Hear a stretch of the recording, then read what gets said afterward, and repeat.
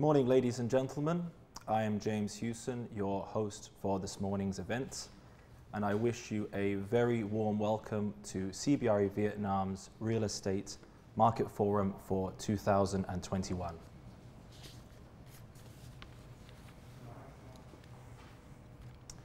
So to start off this morning's event, I would like to quickly run through some key instructions for the event. So firstly, hopefully you can see the Q&A box at the bottom of your screen. This icon allows you to interact directly with myself, the host, and our panelists and speakers this morning.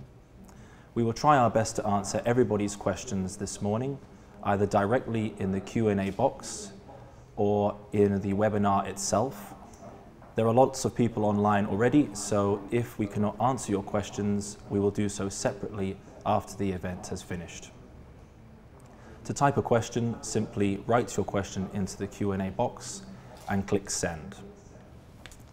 We will also have a poll survey that will take place throughout this morning's event. Today's event will be in both Vietnamese and in English. To choose your preferred language, please click on the interpretation icon at the bottom of your screen and select your preferred language, either Vietnamese or English. And finally, if at any time you would like to leave the meeting, simply click the Leave Meeting icon. You will be able to rejoin the event at any point as long as the event is still in process. Moving on to the agenda today, our event will be divided into two parts. The first part will comprise of some market update presentations from Cbre's speakers on the key sectors within Vietnam. This will then be followed by the second part of this morning's event, which will be the Q&A session with our key speakers from KCN Vietnam, Masterize Homes, and Fraser's Property Vietnam. So to introduce our Cbre speakers for this morning, first we'll have a presentation led by Jonathan Flexer on the office sector, followed by Ms. Mai Vo for the retail sector, Mr. Hugh Lei for industrial, and lastly, Mr. Kiet Vo for the residential sector. So without further ado, we will start off with our first presentation of this morning from Mr. Jonathan Flexer on the office sector after this quick Top Stories video.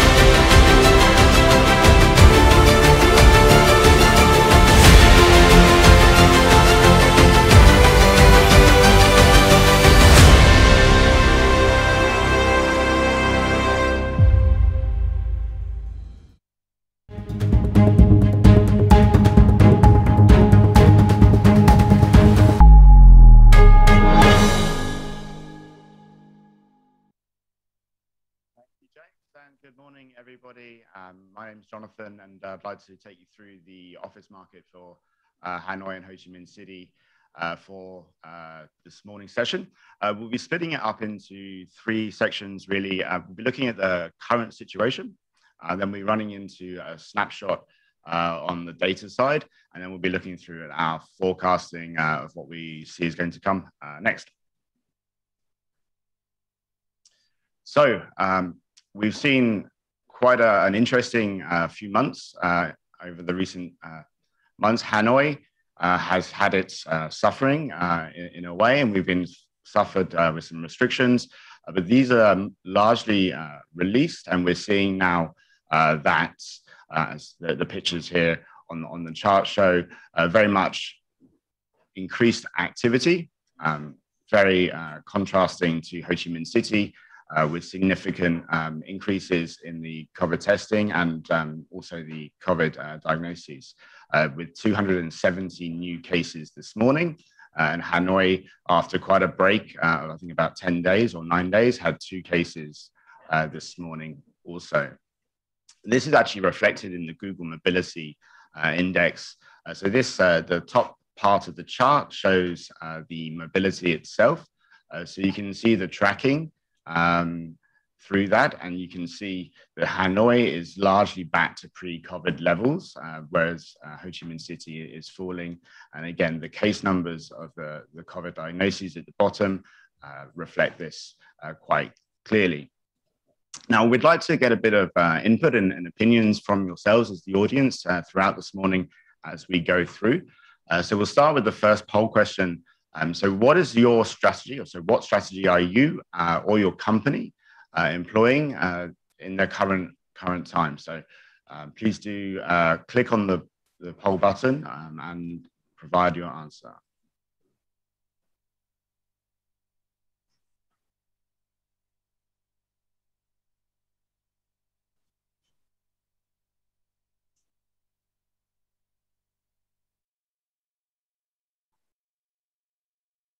Okay, so thank you very much for that.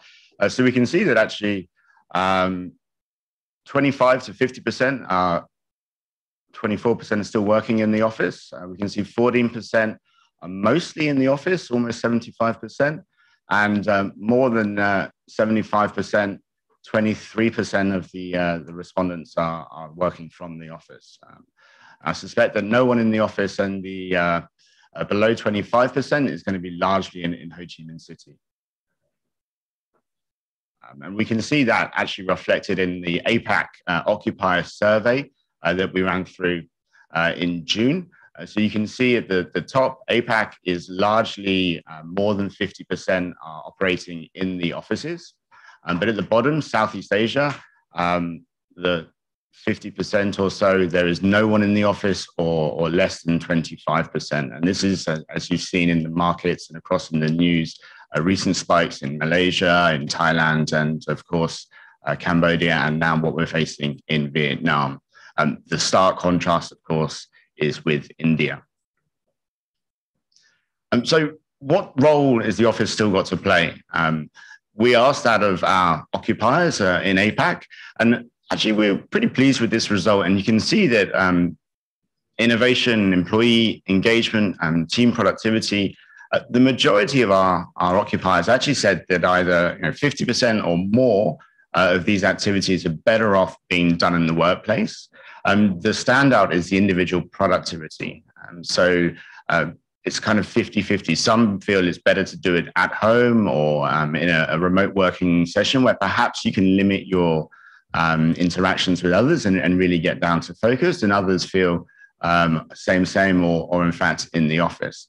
But the stark that I saw was the team productivity. So 75% feel that team productivity is much better in the workplace. And actually that fits to my own personal viewpoint for my own productivity and team productivity also. So we'd like to ask you another poll question. So how would you describe the business outlook over the next 6 months? So expanding, stable, or contracting?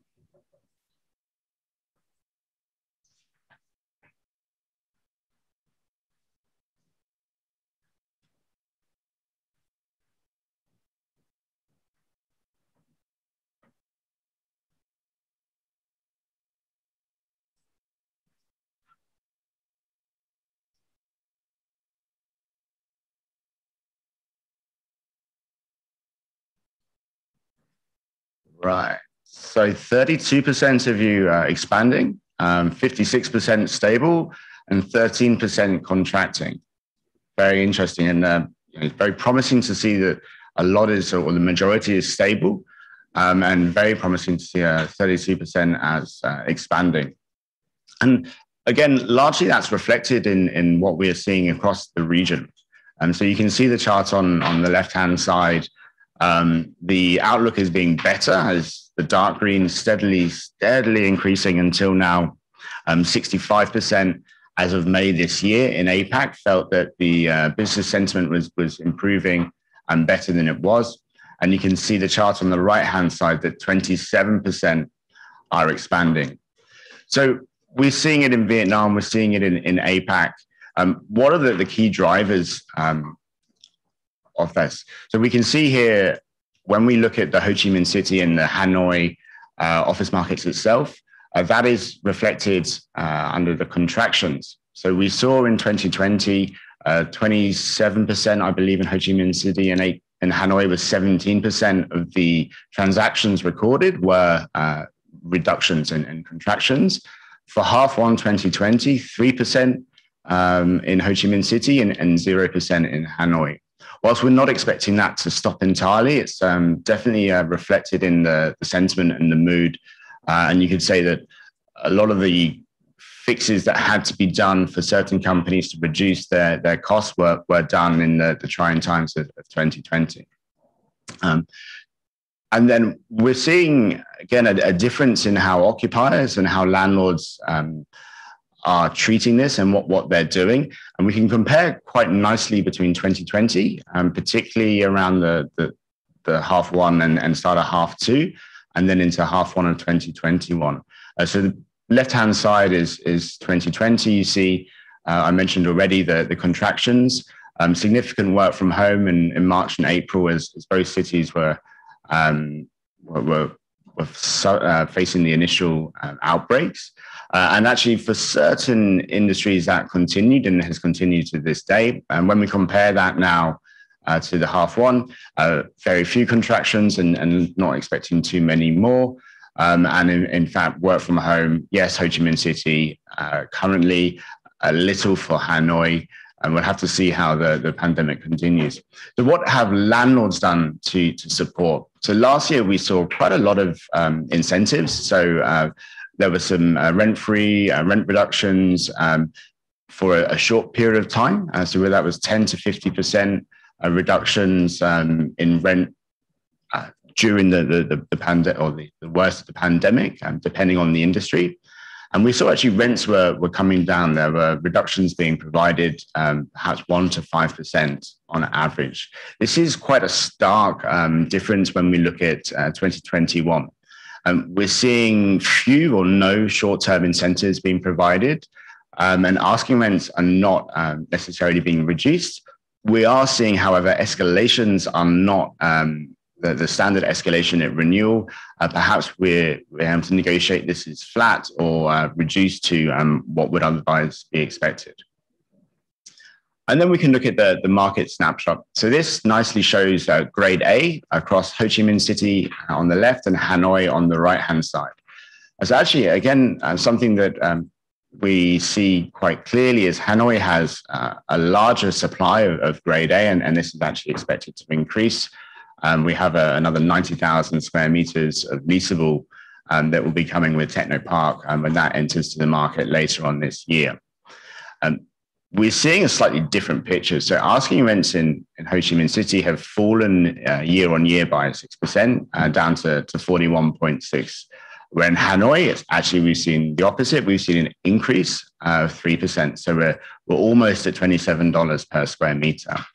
Vacancy rates for Ho Chi Minh City grade A remained largely stable, now 12%. For Hanoi, we saw quite a large increase with the capital place being brought to the market. It's hard, 90,000 square meters is going to have an impact on that. And that's now vacancy sitting at 18%. And we'll look slightly later on at how that fares. It's a trend. Looking at the grade B, we had a new supply in Ho Chi Minh City in half one, bringing that up now to 958,000, broadly in line with Hanoi at 997,000. Rents actually increasing $25, the opposite to Hanoi, although in Hanoi, 13.9 is only a slight reduction. Vacancy rates, 9% in Ho Chi Minh City and 11% in Hanoi. So is the worst over?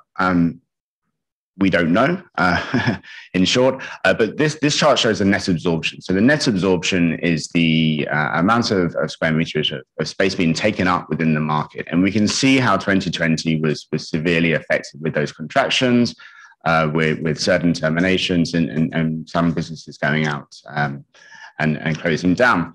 We've seen that upward trend, definitely, and this seems to be continuing. There is, as you saw in the sentiment and your own poll responses, there are expansions, there is positive light, and we're expecting to see that continue to move onwards. When we look at vacancy rates, you can see that the two charts here, both are improving. So there was new supply, particularly for Hanoi last year. So vacancy rates did increase in 2020 and have come down a good amount. We've seen vacancy rates in Ho Chi Minh now at 12% for the grade A and I think 9% for the grade B. The trend for the grade B being very little change in the year. Rents historically have been coming down slightly for the grade A in Ho Chi Minh City and have now leveled off for the grade B. When we look at Hanoi, vacancy rates now 18.9%. I think important to note, this is an 11% year-on-year improvement. So again, that absorption is being very clearly reflected in the market. And grade B vacancy also falling with the supply that we had last year. Grade A rents a little increase and grade B a little decrease. So the driving sectors, we looked at that expansion and a lot of this positivity that we're seeing in APAC and also it's being seen in Vietnam. So the technology, media, telecoms, TMT, and banking sectors. And the chart on the left-hand side, this is showing the transactions by industry that we've been able to capture. And you can see that between 25 and 32% of the transactions across the country, or at least in the two cities, were from TMT. And almost 40% of Hanoi's transactions were banking, finance, insurance, and a large part of Ho Chi Minh City's also. And that's really quite good to see and interesting to see. The chart on the right is actually showing the sentiment for the following 3 years, the coming 3 years. And that's showing, again, the TMT and finance is looking at increasing.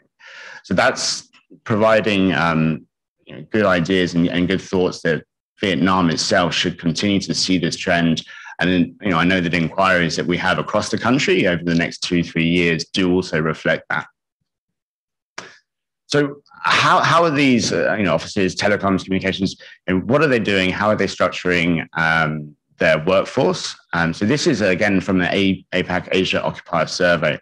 So this is showing what is the remote working frequency. So you can see the majority now are looking at 1 day or up to 3 days of remote working. And we do see this reflected. There's numerous companies in Vietnam who are operating under the same principles, typically the multinationals, but we're seeing more and more flexibility coming to that market.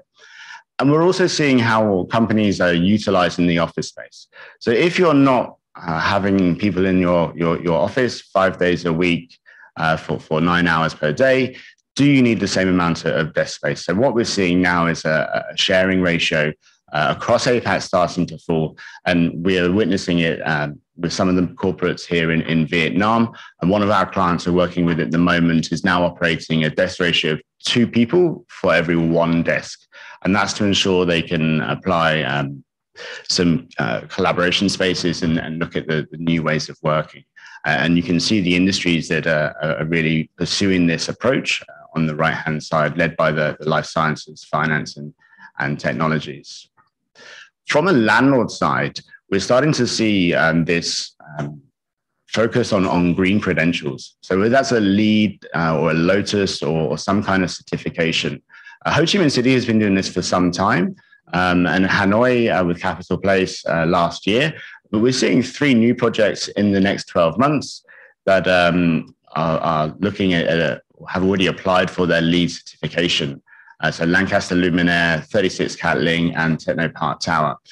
Tenants do request this. They do look at this, and it is important to them, particularly for their corporate sustainability governance and the sustainability context that they're often held to. And with the COVID pandemic and the recent political unrest, particularly in the West, we're seeing that this is an improvement, and it's something they're really looking for. So looking at supply in Hanoi, for this year, we've got quite an input, 180,000 square meters. There's 90,000 in Zalam with Techno Park Tower, and the rest spread out more to the west of the city. And then you see 2022, again, significant new supply coming, and 2023 even more. So it's something to watch out for. Ho Chi Minh City, a much more moderate supply, which will help to support on the rental and the vacancies there. And you can see AP Tower, number 1 is one of the more recent ones. And I know this has had a very strong uplift, and I believe 50% already leased out within about a month of its opening, or something to this effect. So where do we sit on that forecasting? So what's going to happen? So much is going to focus on the rollout of the vaccine and the supply pipeline. You saw in the video at the very beginning, Vietnam is the lowest in Southeast Asia with its vaccine rollout. You can see even other countries in APAC, Taiwan, who have been very strong in the controlling of the vaccine, of the pandemic from non-medical means. Now it's time that we need to catch up with the rest of Southeast Asia. It'll be very interesting to see how the other markets are reacting. In terms of rental, actually for Grade A for Ho Chi Minh City, with that limited new supply, and we've seen that business sentiment improving, we do see that it's likely to be an increase in rental for 2022 by 1 or 2%, something like this. And then we see vacancy rates are looking at leveling off, and that's very pleasing to see. For Hanoi, we see vacancy rates falling as that supply is taken up, but do watch out for 2023 as more supply does come to the market, and very stable on the rental levels. And we'd like to really end on the last point, which is what the 4 key areas that we think are ones to watch. The economic outlook is looking very positive, and we're quite keen and looking to take part in this ourselves. And we're seeing a lot of our clients and even yourselves on the poll questions represent that. Looking at the vaccine visa, to me, this is a really, really, really important one. And there are improvements. I saw that 2 million Pfizer vaccines have been delivered this coming weekend to Vietnam, and that we're looking at getting this. But until the country can open up, or we can stop the severe restrictions and restrictions on mobility, we're going to have a problem. And it's important, I think, that we are able to keep up. Strategies are changing. We've looked at some of the remote work strategies. We looked at some of the ratios and the density of office space in both cities. And this is something that's going to continue.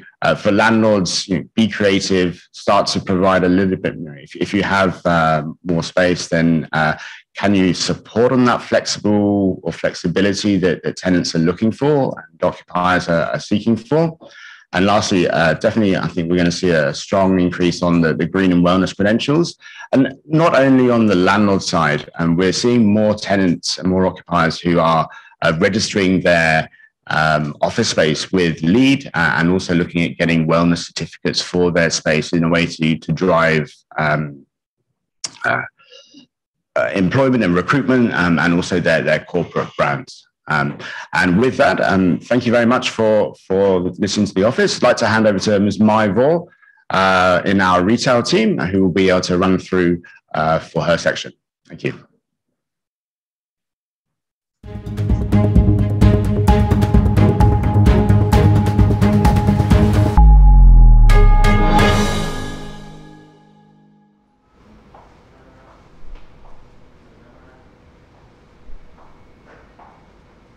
Good morning, everyone, and welcome to our Market Forum 2021.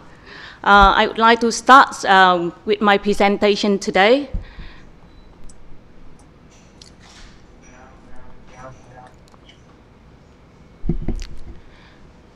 So again, COVID-19 was the most talked about story during 2020, and even Vietnam was the most country, that's successful contain the pandemics during 2020.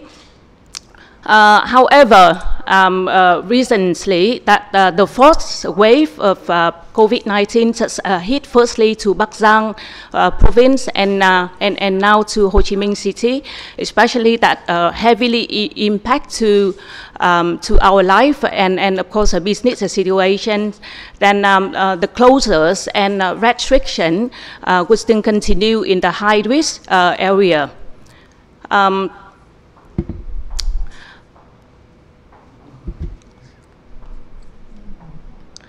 Okay, for the landlord side, and from the mode of the wait and see mode, nowadays that landlord has to show more support to the tenants, has to retain the existing tenant, to preserve the lease at the shopping mall, and try to stabilize the occupancy rates of the shopping center. From retailer side, and immediately that they have to apply the cost cutting, and eventually that they have to renegotiate that in terms of the rent, and they try to generate the cash flow, the streamline operations, and also try to stabilize the operation and the workforce.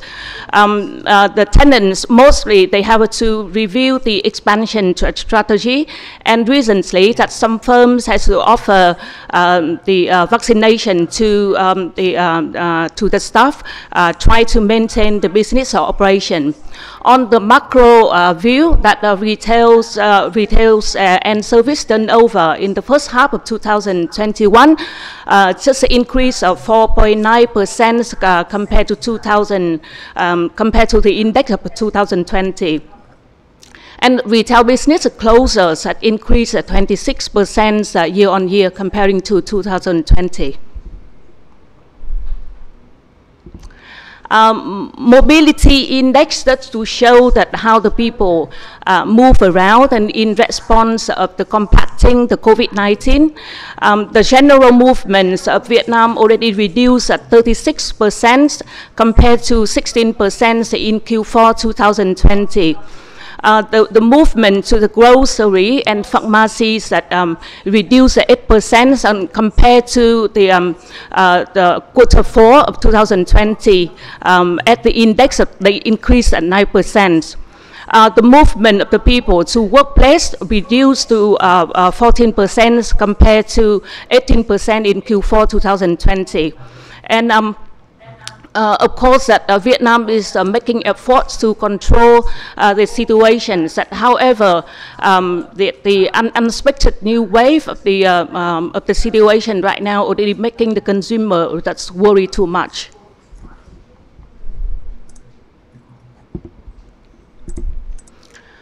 Okay, just look at the charts on your left-hand side showing the monthly retail sales growth of Vietnam's comparing to other countries in the region. The Singapore, already reached to 55%, while Vietnam reached only 30% in April. China was the first country got the monthly retail sales growth on the early January. So the pickup here just showing that when the government is open for vaccination, so people feel more comfortable and more confident to go out for shopping. However, in Vietnam, the consumer confidence index which seen is not really improved since the first wave of the COVID-19.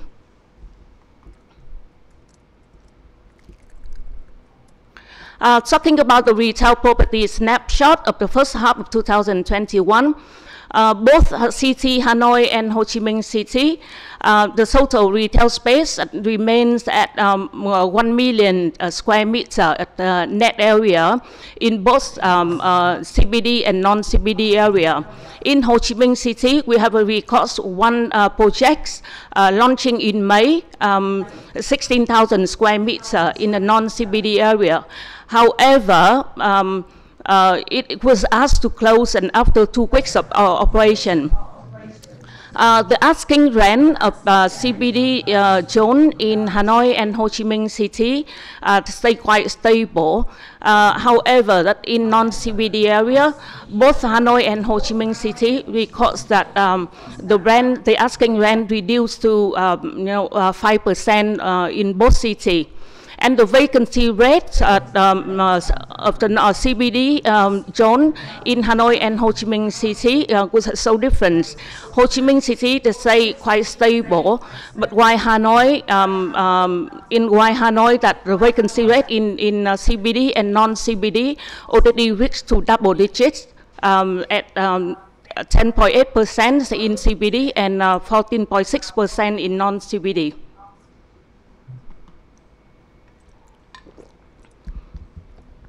So our charts here just tell the history of the vacancy rate during 2019. 2019, the vacancy rate stayed quite stable. However, we have seen the significant increase in the Q2 of 2021 when the first hit of the COVID-19 to Vietnam. And the social distancing start in April 2020. And of course, right now that you can see that all the shopping malls in Ho Chi Minh City is closed, and it makes the vacancy rates it's really suffering. And during this time that all the landlords already extend their support policy to all the tenants at the shopping center. They give it 100% rent freeze in June, and of course in May that they already reduced up to 15%. So the uncertain pandemic control and already postponed the recovery of the market. So as I mentioned, that the pandemic has changed the nature of the business and of course the sales. We have witnessed that M&A and the franchise activities in Vietnam. Recently, the SK Group already invests more than 400 million to Vincommerce, and Nova Service already tried to extend their portfolios and in F&B, the franchise, and recently that they already acquired, or buy the master franchise of the Gloria Jeans from Australia and overall the Vietnam territory. They already signed the franchise agreements with Mango Tree from Thailand to open in Vietnam. And Masan already tied up with Phúc Long to expand their on the Phúc Long channels and the kiosks, in Winmart, in mostly Winmart. And recently that they already expand their brand presence to U.S. market. We have a witness that the franchise agreement has been signed that, from Taco Group to eMart, and recently Mekong Capital already invest into Hướng Việt and in beauty segment as a beauty box. So. Talking about the new entrant to Vietnam, comparing 3 years' time, that of course 2019 that we have witnessed more brands and more international brands coming across the sector. However, in 2020, the number of the new entrants already got limited, and Just some brands here, like across the food and beverage sector, and fashion and accessory really get limited. Most of the brands opened in 2020. They already got the signing and the confirmation since 2019, and of course they try to open the stores in 2021. Looking forward to the new expansions and the potential entrance to Vietnam across the sector, we still see here more food and beverage still entering Vietnam, and some fashion and accessory still entering, and a significant entrance that we have recorded here is the automotive segment. We are going to welcome Rolls-Royce coming into Ho Chi Minh City, Husqvarna and KTM, that motorbike brands really entering Ho Chi Minh City.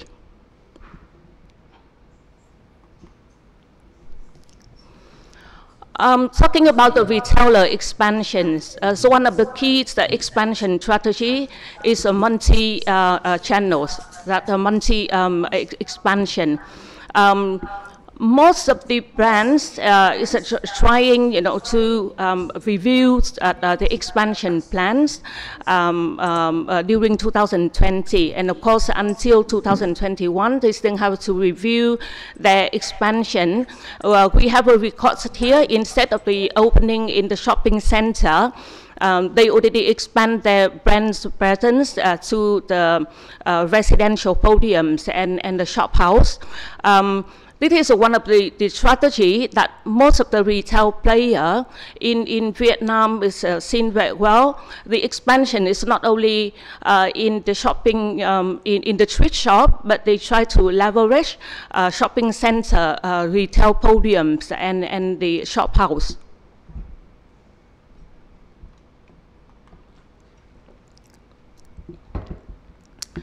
The charts here are showing the in-sales growth of Vietnam across some segments here. In 2020, the retail sales growth already most of the declines in in-store sales. However, e-commerce, online retailing is increasing of the most sectors here.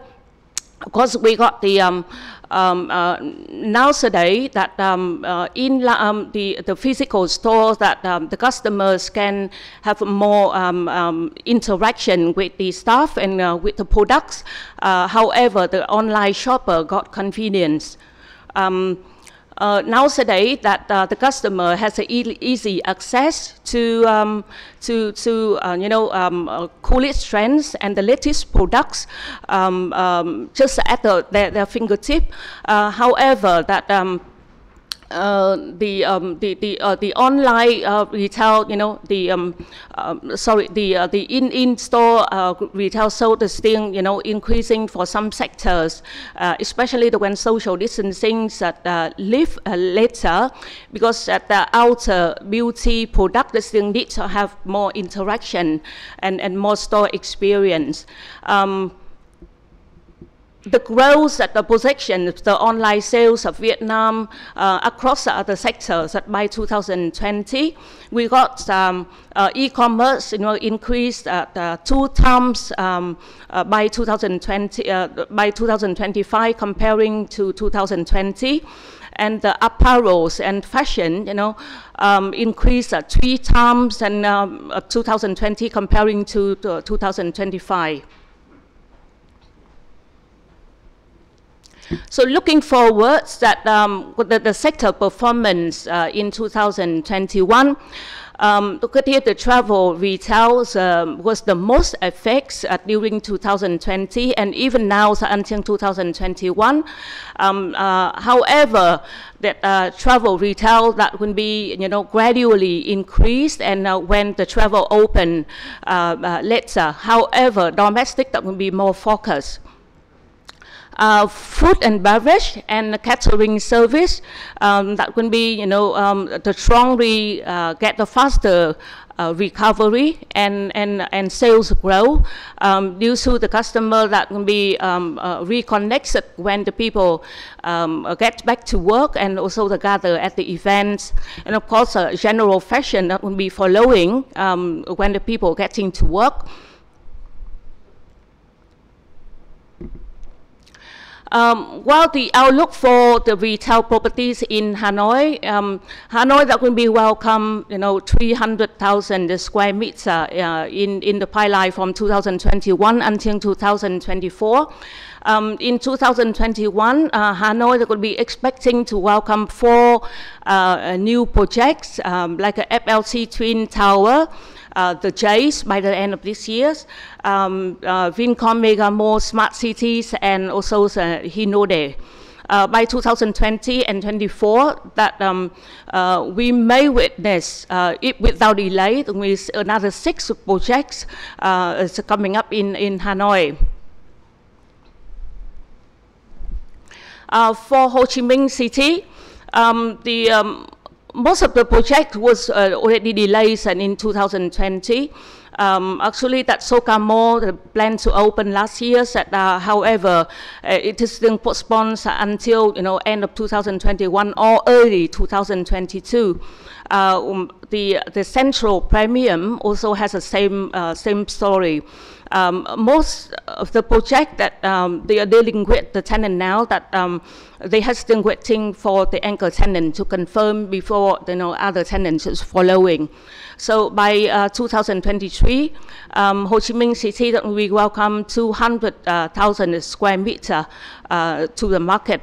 And among that, there are 3 to 4 projects coming up in CBD zones. So what are the sectors that is able to boost our customers' confidence in the next coming time? So one of the issues that I should mention here is the vaccination process. In Vietnam, currently it's still it's very low compared to good other countries in the region. We think that's one of the vaccinations, the process reaches to 70 to 75% of the population get vaccinated. That will be helping, to push our confidence. And of course, it still depends on the government's pandemic controlling policy. What is the long-term priority of the almost sectors that is looking for that now? Is the first one is the physical stores that the consolidation is inevitable. And also, most of the retailers still increase and invest into the store experience because they want to have more the customers' experience and interaction, especially in the food and beverage and fast fashion.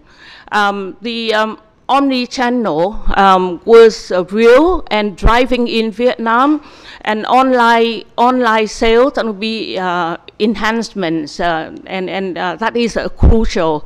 Then the customers' engagement that will be developed, and it's the time that for most of the brands that to create and more invest into the performance, like more interaction in TikToks or in Instagram.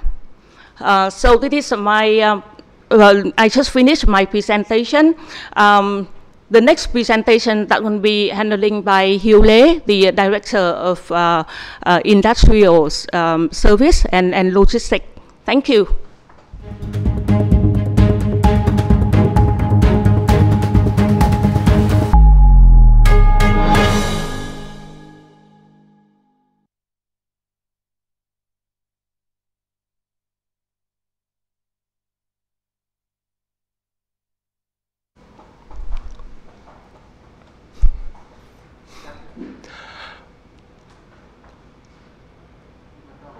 Good morning. Ladies and gentlemen, my name is Hieu Lê. I'm the head of Industrial and Logistics Services at Cbre Vietnam. I'm very delighted to be here with you this morning. And in the next 15 minutes, I'm going to walk you through the market overview, the opportunities, the key demand drivers, and also share with you the forecast of Cbre for the remainder of 2021 and onwards for the industrial and logistic estate in Vietnam.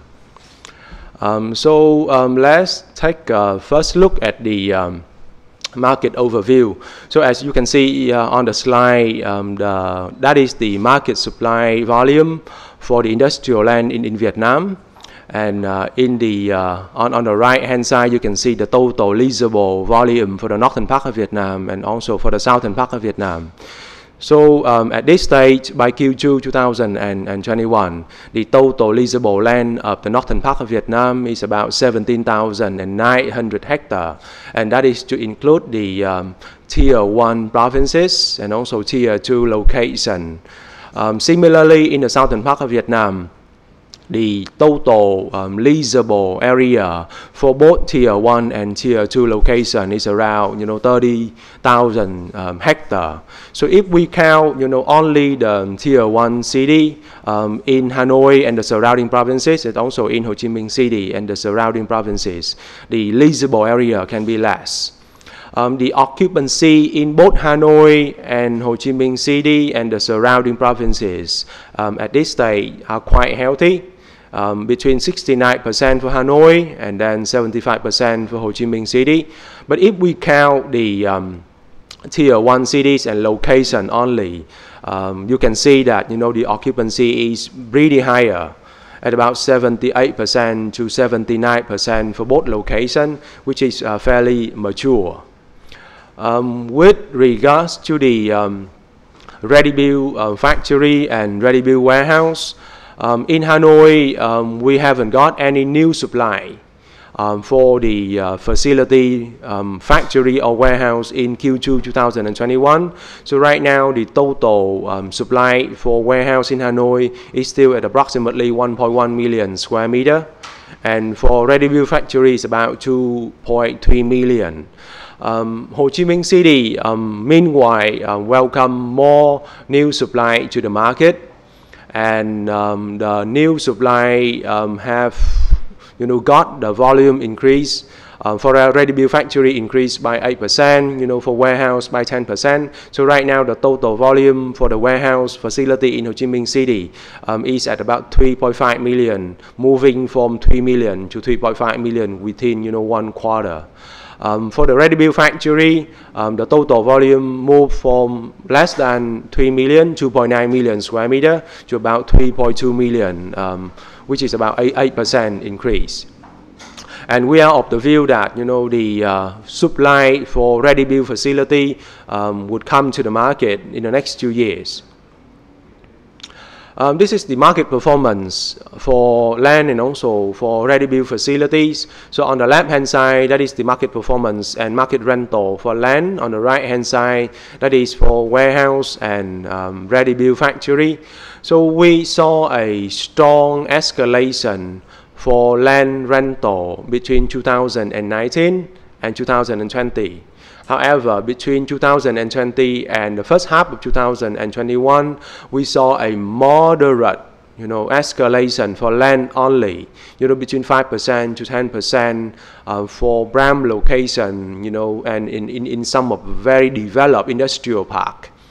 For ready-built facility, the rental is quite stable. For ready-built factory, it can be vary from $4 to $4.5 per square meter per month. And for ready-built warehouse, for prime location, it can be as high as $5. And of course, for very good facility. So that could be the market overview. So what could be the key demand drivers for the industrial and logistics sector in Vietnam? So we talk a lot about the development of the infrastructure projects across Vietnam, right? So it's worth mention again that in the northern part of Vietnam, all of the highways that connect Hanoi and China border already been completed. The highway between Hanoi and the seaport in Hải Phòng completed about 5 to 6 years ago. And right now the government is investing more money to extend the connectivity highway from Hanoi and Hải Phòng to the southern part of Hanoi, which is Thái Bình, Vĩnh Phúc, or Hà Nam, and also to the second-tier coastal cities such as Quảng Ninh. In the southern part of Vietnam, the good news is that the government now is more committed, to invest more into the infrastructure in the southern part of Vietnam. So as you can see on the slide that, as soon as the key fundamental infrastructure projects such as, the Trung Lương Mỹ Thuận Highway, which connect Ho Chi Minh City to Mekong Delta, the Long Thành International Airport, and also the third terminal of Tân Sơn Nhất Airport, and also the Dầu Dây Phan Thiết Highway, which connect Ho Chi Minh City and Bình Thuận. If all of them can be completed in the next 2 to 3 years, and it will give more momentum for the industrial and logistics sector to further develop in these locations. The other driver would come from the expansion, the investment expansion of several, let's say, big anchor manufacturers that are already in Vietnam. But then, they have more confidence in Vietnam's development, so they grow their portfolio, their presence in Vietnam to support their business. So the active industry would include logistics, would include electronics. We have a good number of multinational companies that already announced their plan to invest further into the facility in Vietnam. Earlier this year, Intel announced their plan to invest up to $500 million into their facility to assemble and test the chipset in the Saigon High Tech Park in Ho Chi Minh City. Sparktronic, increased their investment in Bình Dương. ESR, announced their partnership program with BWID, for example. On the right-hand side, we also saw, the existing industry develop, but at the same time, the emerging industry are also developed in Vietnam as well. In the northern part of Vietnam, that could include automotive, packaging. In the southern part of Vietnam, that to include furniture and also medical equipment. The other important driver, we talked a lot in the past already, but it's still worth mentioning again. We are talking about production shipment from China to Southeast Asia due to the fact that, the labor cost in China is rising, due to the fact that, the land acquisition cost, the rental in China is rising, due to the fact that, the regulation for industry in China is getting tightened, for example, or even to avoid, the trade dispute between China and the US. And of course, we cannot miss the important fact that Vietnam government already signed as many bilateral trade agreements or multilateral trade agreement as possible, which encourage many manufacturers to set up their production in Vietnam or to expand the production in Vietnam to tap on the benefit of these agreements. So with those as the driver, if we dive deeper into the inquiries and transactions recorded by Cbre Vietnam, we're going to see that, on the right-hand side, 67% of the inquiry that we received in the first half of 2021 is still for industrial land. But at the same time, 33% of the inquiries that we are handling is for logistic land. So logistic land is right now the most sought after property in the market. On the left-hand side, you can see the difference between the inquiries that we recorded in the first 6 months of 2021 and with the full 2020. So in a nutshell, there are more inquiries for ready-built facility, including warehouse and ready-built factory. Looking at the region, in the left-hand side, you can see that, the net absorption for ready-built facility, including warehouse and ready-built factory, continue to be very positive. Driven by strong demand coming from e-commerce, coming from 3PL, coming from manufacturing, coming from retailers. And on the right-hand side, you can see the notable transaction in Vietnam in the first half of 2021 is in line with that trend. So several leases, several major transactions been completed in the first half of 2021 in Ho Chi Minh City, in Đồng Nai, in Bình Dương, in Thái Nguyên, in Hải Phòng, coming from 3PL, coming from retailer, coming from manufacturing, coming from e-commerce, for example. And with the demand drivers, with a closer look at the inquiries and transactions that already completed in the first half of 2021, so what could be the opportunity for the second half of 2021 and going forward? So Cbre is of the view that the opportunity will be with the second tier location. So in the northern part of Vietnam, the second tier location would include Thái Nguyên, Vĩnh Phúc, Nam Định, Quảng Ninh, for example.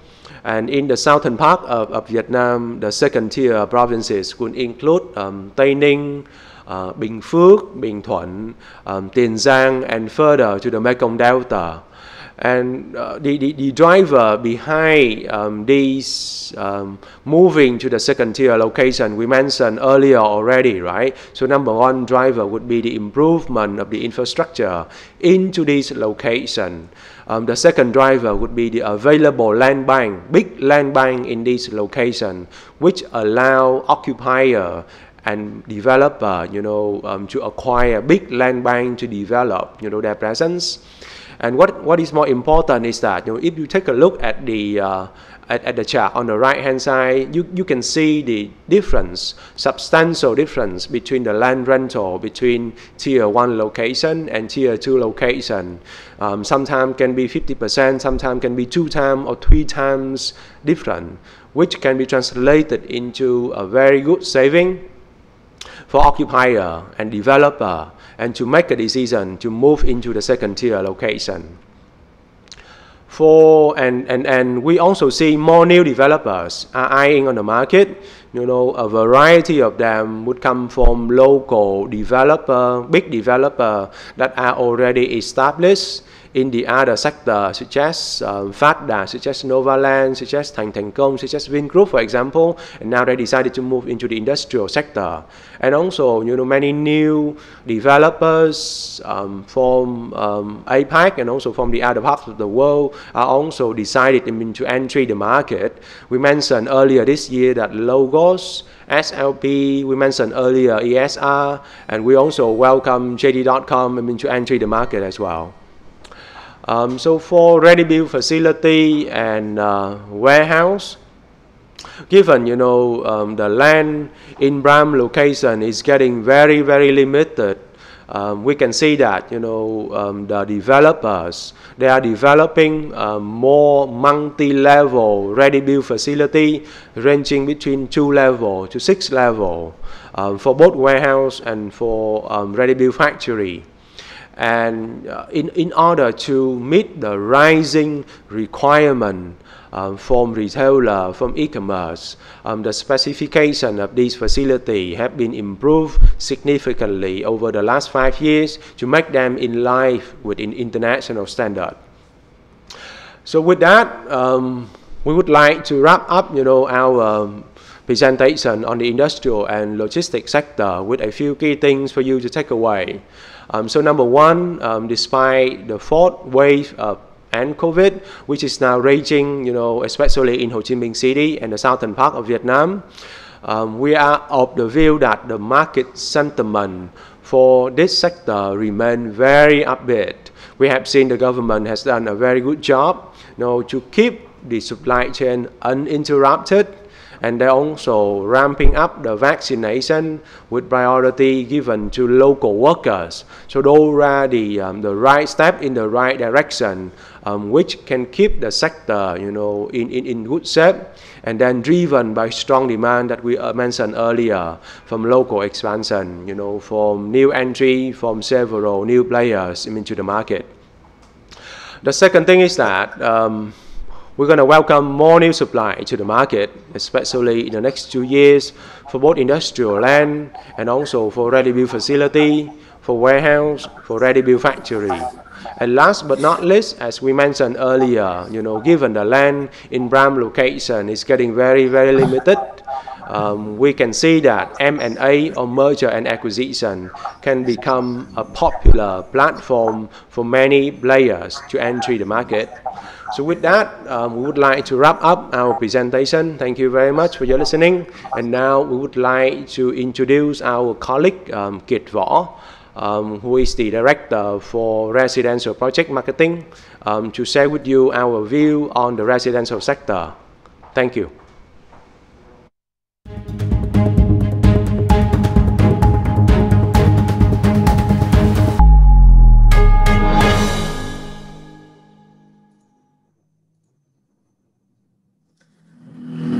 Thank you anh Hiếu cho phần trình bày vừa rồi.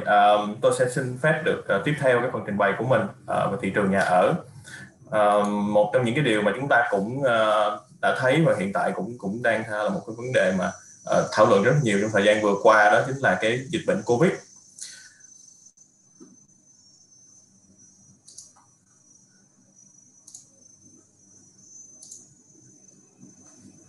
Dịch bệnh Covid trong thời gian vừa qua đã ảnh hưởng khá là nhiều từ năm 2020 cho đến thời điểm hiện tại. Và trong cái phần trình bày trước thì mọi người cũng đã nhìn thấy rằng là dịch bệnh Covid đã ảnh hưởng rất nhiều đến tất cả các mảng trong mảng bất động sản, không chỉ riêng vì nói chung, thì ngay cả mảng bất động sản nhà ở cũng như vậy. Thì trong giai đoạn từ năm 2020 đến nay á, thì chúng ta cũng thấy rõ Covid đã thay đổi rất là nhiều cái gọi là cái nature của bất động sản nói chung và cũng như bất động sản nhà ở nói riêng. Thì nếu như mà so sánh với lại 6 tháng đầu năm của năm 2020, khi mà tình hình dịch bệnh chỉ mới bắt đầu xuất hiện và trong những giai đoạn đầu, thì đến năm 2021 này chúng ta đã trải qua hơn 18 tháng sống chung với dịch bệnh. Thì theo đấy thì có rất là nhiều sự thay đổi trong các cái hoạt động kinh doanh, các cái hoạt động đầu tư, cũng như rằng là cái thói quen của các nhà đầu tư. Thì nếu như nhìn vào 6 tháng đầu năm của năm 2020 ấy, thì khi mà dịch bệnh chỉ mới xuất hiện thì chúng ta thấy rõ ràng rằng là phía cạnh các nhà đầu tư cũng như các chủ đầu tư thì khi đấy vì dịch bệnh mới xuất hiện nên mọi người đều ở trong một trạng thái chúng ta gọi là wait and see, tức là để xem rằng là sự diễn biến của dịch bệnh sẽ như thế nào, nó sẽ ảnh hưởng lâu dài hay không. Tuy nhiên là sau 18 tháng chúng ta phải sống chung với dịch bệnh thì hầu như cái thói quen cũng như rằng là các cái hoạt động kinh doanh của các chủ đầu tư cũng đã có những cái sự thay đổi bằng những cái chính sách kinh doanh mới, bằng những cái sản phẩm mới, những cái đặc tính mới giúp cho cái đa dạng hóa hơn về cái phương thức kinh doanh, giúp cho các nhà chủ đầu tư có thể vẫn tiếp tục có thể duy trì cũng như là đẩy mạnh cái hoạt động kinh doanh của mình. Riêng về đối với các nhà đầu tư thì chúng ta cũng thấy rằng là họ đã gần dần chấp nhận một cái việc rằng là một cái tình hình bình thường mới, khi mà phải duy trì được cái việc là làm việc tại nhà, cũng như rằng là đã suy nghĩ đến cái việc làm sao để đầu tư và vẫn làm sao để có thể duy trì được cái hoạt động đầu tư của mình. Thì trong thời gian vừa rồi năm 2020 đến thời điểm hiện tại thì chúng ta thấy, đặc biệt đối với thị trường nhà ở, thì nhu cầu của lượng khách hàng là khách hàng là người Việt Nam và khách hàng địa phương nó chiếm cái tỷ trọng cao hơn rất là nhiều so với cái nhu cầu đầu tư của khách hàng quốc tế. Bởi vì chúng ta thấy rõ ràng là khách hàng quốc tế, những khách nhà đầu tư nước ngoài hiện tại là không thể nào qua Việt Nam, và cái hoạt động đầu tư nó cũng rất là hạn chế. Chính vì vậy nhìn nhận thẳng vào vấn đề, chúng ta thấy rằng là cái nhu cầu đầu tư của khách hàng nội địa hiện tại đang là chiếm tỷ trọng cao hơn rất nhiều, và nó chiếm tỷ trọng chính trong cái nhu cầu chung về bất động sản nhà ở. Nhìn về phía con số thì chúng ta sẽ thấy rất rõ có những cái sự thay đổi so với những cái thời điểm của năm 2020. Nhìn vào con số của năm 2021, chúng ta thấy rằng điều gì? Nếu như tại thị trường thành phố Hồ Chí Minh về mảng căn hộ thì xét về tổng nguồn cung hiện tại vẫn ghi nhận con số giảm khoảng 9% so với là cùng thời điểm của năm 2020. Dừng ở mức tổng số lượng sản phẩm chào bán dừng ở mức khoảng hơn 5.800 căn. Riêng ở thị trường Hà Nội thì nó lại chúng ta thấy một cái chiều hướng khác hơn một tí xíu so với thành phố Hồ Chí Minh, khi mà Hà Nội lại duy trì được một cái ngưỡng tăng khoảng 10% so với cùng thời điểm năm ngoái và đạt ngưỡng gần 8.000 căn hộ được chào bán trong 6 tháng đầu năm 2021, và cho thấy rằng là cái thị trường Hà Nội có vẻ đã vượt trội so với thành phố Hồ Chí Minh về mảng nguồn cung. Xét về cái số lượng sản phẩm chào bán thành công, cả hai thị trường Hà Nội và thành phố Hồ Chí Minh vẫn ghi nhận số lượng chào bán thành công rất cao, đều tăng khoảng từ 20 đến 28% so với thời điểm cùng kỳ năm ngoái. Và chúng ta nếu mà nhìn vào cái con số thì chúng ta thấy rằng là cả hai thị trường thành phố Hồ Chí Minh và Hà Nội đều ghi nhận số lượng căn hộ chào bán thành công cao hơn số lượng chào bán mới trong 6 tháng đầu năm. Và và con số này và cái điều này nó lại càng chứng minh một cách rõ ràng hơn khi mà chúng ta nhìn vào cái tỷ lệ hấp thụ của cả hai thị trường. Thì đối với cả hai thị trường đều ghi nhận cái tỷ lệ tăng về cái hiệu suất kinh doanh cũng như là cái tỷ lệ chào bán thành công. Ở thành phố Hồ Chí Minh duy trì ở mức là 80%, tức là 80% số lượng sản phẩm chào bán mới đều kinh doanh thành công trong những bán đầu tiên. Ở Hà Nội ghi nhận con số khoảng 47%. Thì giữa hai con số 80 và 47 chúng ta cũng sẽ nhìn thấy rõ về cái đặc thù khác biệt giữa Hà Nội và thành phố Hồ Chí Minh đối với mảng căn hộ. Rõ ràng chúng ta thấy rằng là cái tỷ trọng cũng như là cái tỷ lệ chào bán thành công của thành phố Hồ Chí Minh luôn nằm ở mức rất là cao, trong khi ở Hà Nội thì duy trì ở mức khoảng 50% so với lại số lượng mở bán. Nói về cái mức giá thì có lẽ giá bán đối với mảng căn hộ là cái điều mà trong thời gian vừa qua chúng ta cũng đã thấy được có rất là nhiều giấy mực đã nói về điều này. Tức là ngay cả trong tình hình dịch bệnh diễn ra kéo dài trong suốt một thời gian, suốt năm 2020 cũng như đã kéo dài qua đến năm 2021 như vậy, nhưng mức giá chung của cả hai thị trường thành phố Hồ Chí Minh và Hà Nội đều ghi nhận mức tăng. Thậm chí ở thành phố Hồ Chí Minh, mức giá trung bình của các căn hộ đã tăng hơn 16%.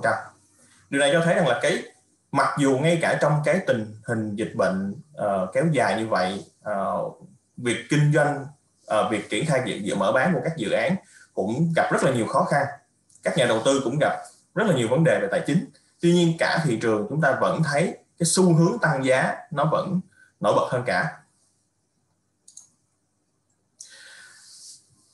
Có lẽ cái cụm từ mà làm việc tại nhà, work from home là một cái cụm từ mà có lẽ nếu như trước đây nó là một cái khái niệm khá là mới, thì trong suốt khoảng thời gian từ năm 2020 tới nay thì cụm từ này nó đã trở nên khá là quen thuộc đối với hầu hết chúng ta rồi.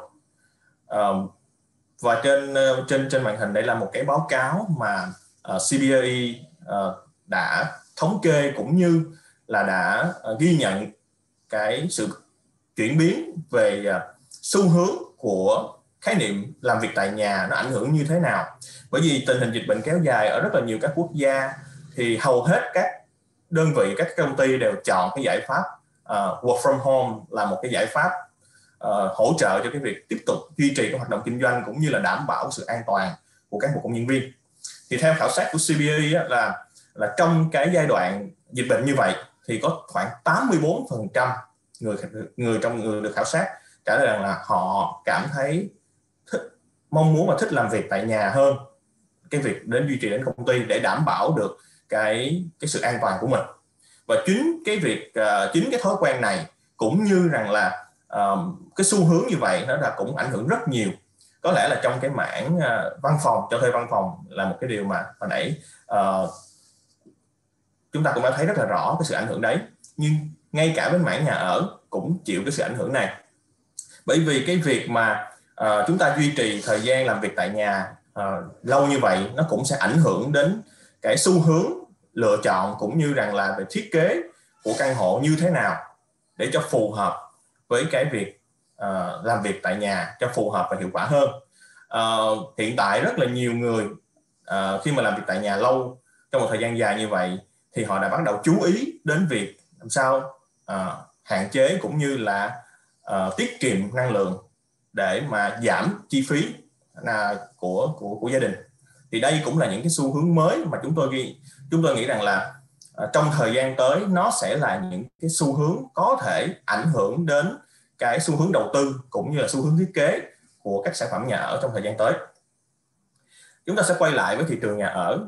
Thì nếu như chúng ta làm trong lĩnh vực đầu tư vào thị trường nhà ở, chúng ta đều hiểu và đều biết một điều rằng hạ tầng là một trong những cái yếu tố quan trọng nhất chi phối cái sự phát triển của bất động sản nói chung cũng như là bất động sản nhà ở nói riêng. Điều này thấy rất rõ ràng đối với thị trường Hà Nội, bởi vì trong thời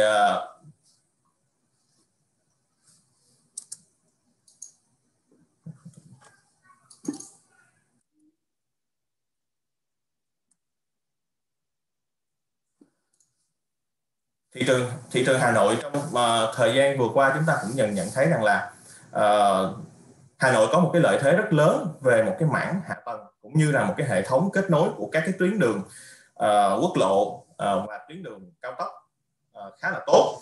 Điều này nó giúp cho Hà Nội có một cái sự kết nối rất là tốt đến với các cái tỉnh lân cận khu vực phía Bắc. Ngoài ra thì chúng ta cũng nhìn thấy rằng là sự hoàn thiện về các tuyến đường vành đai của Hà Nội đã giúp cho các cái sự giao thông lưu thông của các phương tiện nó cũng thuận lợi hơn. Chính vì điều này các cái khu đô thị, đặc biệt là những cái khu đô thị có quy mô lớn trên 70 hectare đã xuất hiện ngày càng nhiều hơn tại thị trường ở khu vực Hà Nội, và điều này cho thấy rằng là đây là một cái xu hướng mà các cái khu đô thị này mọc lên và đi dọc theo các cái tuyến đường cũng như là các hệ thống giao thông kết nối mới.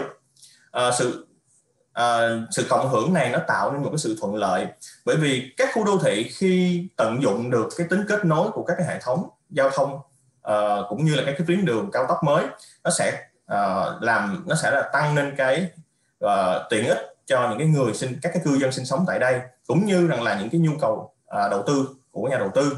Bên cạnh đấy thì nó cũng giúp làm giảm áp lực cho các cái khu đô thị, các cái khu vực trung tâm tại Hà Nội. Nếu mà nhìn về một khía cạnh khác tại thành phố Hồ Chí Minh thì chúng ta cũng nhìn thấy rằng là mặc dù tại khu vực thành phố Hồ Chí Minh cũng như là khu vực phía Nam có rất là nhiều các cái công trình hạ tầng, nhưng mà có một cái đặc điểm rằng là hầu hết các công trình hạ tầng tại khu vực phía Nam đều chưa hoàn thành, đều chưa hoàn thiện, hoặc phải tạm dừng, hoặc là phải có cái tiến độ triển khai rất là chậm trong một thời gian rất là dài. Điều này thật sự nó cũng đã là một cái nó tạo nên một cái đặc điểm cho cái thị trường bất động sản, đặc biệt là bất động sản nhà ở cho khu vực phía Nam. Nếu như so sánh tại thị trường Hà Nội đối với thành phố Hồ Chí Minh, chúng ta thấy rõ ràng là số lượng các cái khu đô thị cũng như rằng là các cái mật độ các khu đô thị hầu như nó thưa thớt hơn, và với cái tỷ lệ phân bổ nó cũng không đồng đều như khi mà so sánh với thị trường Hà Nội. Thì hầu hết trong thời gian vừa qua chúng ta thấy rất rõ ở khu vực phía Nam đã xuất hiện khá nhiều các cái khu đô thị có quy mô lớn, tuy nhiên hầu hết đều nằm ở xa khu vực trung tâm hơn, hoặc là nằm ở các cái tỉnh lân cận như là Long An, Đồng Nai hoặc là Bình Dương. Nếu mà so sánh với lại tuy nhiên thì chúng ta thấy rõ là mặc dù các cái khu vực này nó ở xa như thế, nhưng cái khả năng kết nối của các khu đô thị này nó vẫn còn phải chịu áp lực rất lớn, khi mà cái hệ thống hạ tầng tại khu vực phía Nam nó vẫn còn đang trong giai đoạn dang dở. Đây là biểu đồ để thống kê về số lượng nguồn cung của hai thị trường thành phố Hồ Chí Minh và Hà Nội. Thì chúng ta thấy cái biểu đồ bên tay trái, đây là số lượng căn hộ được chào bán mới trong quý 2 so sánh với lại quý 1 của năm 2021. Thì đối với thị trường thành phố Hồ Chí Minh, nó đã tăng hết 1,3 lần so với lại cùng kỳ của quý 1. Đây là một cái con số khá là đáng mừng. Nếu mà so sánh với là thời điểm quý 1 khá là ảm đạm, thì thời điểm quý 2 cái số lượng sản phẩm chào bán này nó lại có một cái sự đột biến và nó có một sự tăng khá là tốt. Và có một cái đặc điểm, và nếu như chúng ta chú ý kỹ thì chúng ta thấy rằng là phần lớn, hầu hơn chiếm khoảng gần 70% số lượng sản phẩm chào bán mới của thị trường thành phố Hồ Chí Minh lại tập trung vào phân khúc mid-end, tức là phân khúc tầm trung. Điều này, cái đặc tính này nó khá là khác biệt so với lại những thời điểm, đặc biệt là những thời điểm mà của cuối năm 2020, khi mà tỷ trọng phần lớn các sản phẩm chào bán đều là sản phẩm cao cấp. Đây là một cái sự thay đổi mà tôi nghĩ rằng là nó là một cái điểm mà chúng ta thấy rằng là tại thành phố Hồ Chí Minh nó đã xuất hiện ra một cái đặc điểm khá là mới nếu mà so sánh với lại các thời gian trước. Bởi vì hầu hết các các cái dự án cao cấp mà như chúng ta đã biết tại thành phố Hồ Chí Minh đều được phân bổ chủ yếu ở khu vực khu Đông, nhưng mà khu Đông trong thời gian vừa qua cũng đã gặp trở ngại rất là nhiều trong cái việc triển khai mở bán các cái dự án mới, mà trong đấy chủ yếu là đều là vì các cái tiến độ triển khai mở bán chậm là do các cái tiến độ pháp lý cũng như là tiến độ thi công. Thì nay thì cái việc xuất hiện nhiều các cái dự án ở phân khúc tầm trung thuộc khu vực phía Nam và khu vực phía Tây của thành phố, nó chi phối một cái phần về cái nhu cầu của nhà đầu tư. Xét về tổng số lượng sản phẩm của 6 tháng đầu năm 2021 thì nếu mà so sánh với lại 6 tháng đầu năm 2020 thì nó giảm 9% như là con số mà tôi đã chia sẻ ở trên. Riêng thị trường Hà Nội chúng ta lại thấy một cái chiều hướng nó lại khá là ngược nếu mà so với thành phố Hồ Chí Minh. Tức là con số của quý 2 nếu mà so sánh với lại quý 1 thì nó giảm khoảng 20% so sánh với lại thời điểm của quý 1. Tuy nhiên tổng số lượng nguồn cung của đầu năm 6 tháng đầu năm 2021 lại cao hơn số lượng tổng nguồn cung của 6 tháng đầu năm 2020 khoảng 10%. Và tỷ trọng chung mà chiếm tỷ trọng chính của thị trường Hà Nội vẫn nằm ở phân khúc mid-end. Điều này cho thấy rằng là nó vẫn duy trì được cái xu hướng chung của thị trường Hà Nội. Đây là cái biểu đồ phân bổ về các cái dự án căn hộ ở thị trường thành phố Hồ Chí Minh và thị trường Hà Nội. Thì ở đây chúng ta thấy có một cái sự thay đổi ở thành phố Hồ Chí Minh là nếu như hầu hết các nguồn cung ở các quý trước đều tập trung ở khu Đông, thì nay ở khu vực phía Tây và khu vực phía Nam của thành phố Hồ Chí Minh lại xuất hiện nhiều các cái dự án mới có quy mô khá là tương đối lớn và nằm ở lại phân khúc tầm trung. Và đây tôi nghĩ rằng là đây chính là các sản phẩm đã chi phối phần lớn nguồn cung của thời gian của quý 2 vừa rồi. Khu Đông hiện tại chỉ chiếm khoảng 22% so với nguồn cung mới, trong khi những cái khu vực khác, khu vực phía Tây và khu vực phía Nam là chiếm cái tỷ trọng khá là cao. Riêng thị trường Hà Nội thì có một cái sự quân bình giữa khu vực phía Tây và khu vực phía Đông, đặc biệt là khu vực bờ đông của sông Hồng. Sau khi chính phủ đã có những cái thông tin về cái vấn đề về việc đầu tư và mở rộng khu vực phía đông bờ sông Hồng, thì hiện tại chúng ta nhận thấy rằng là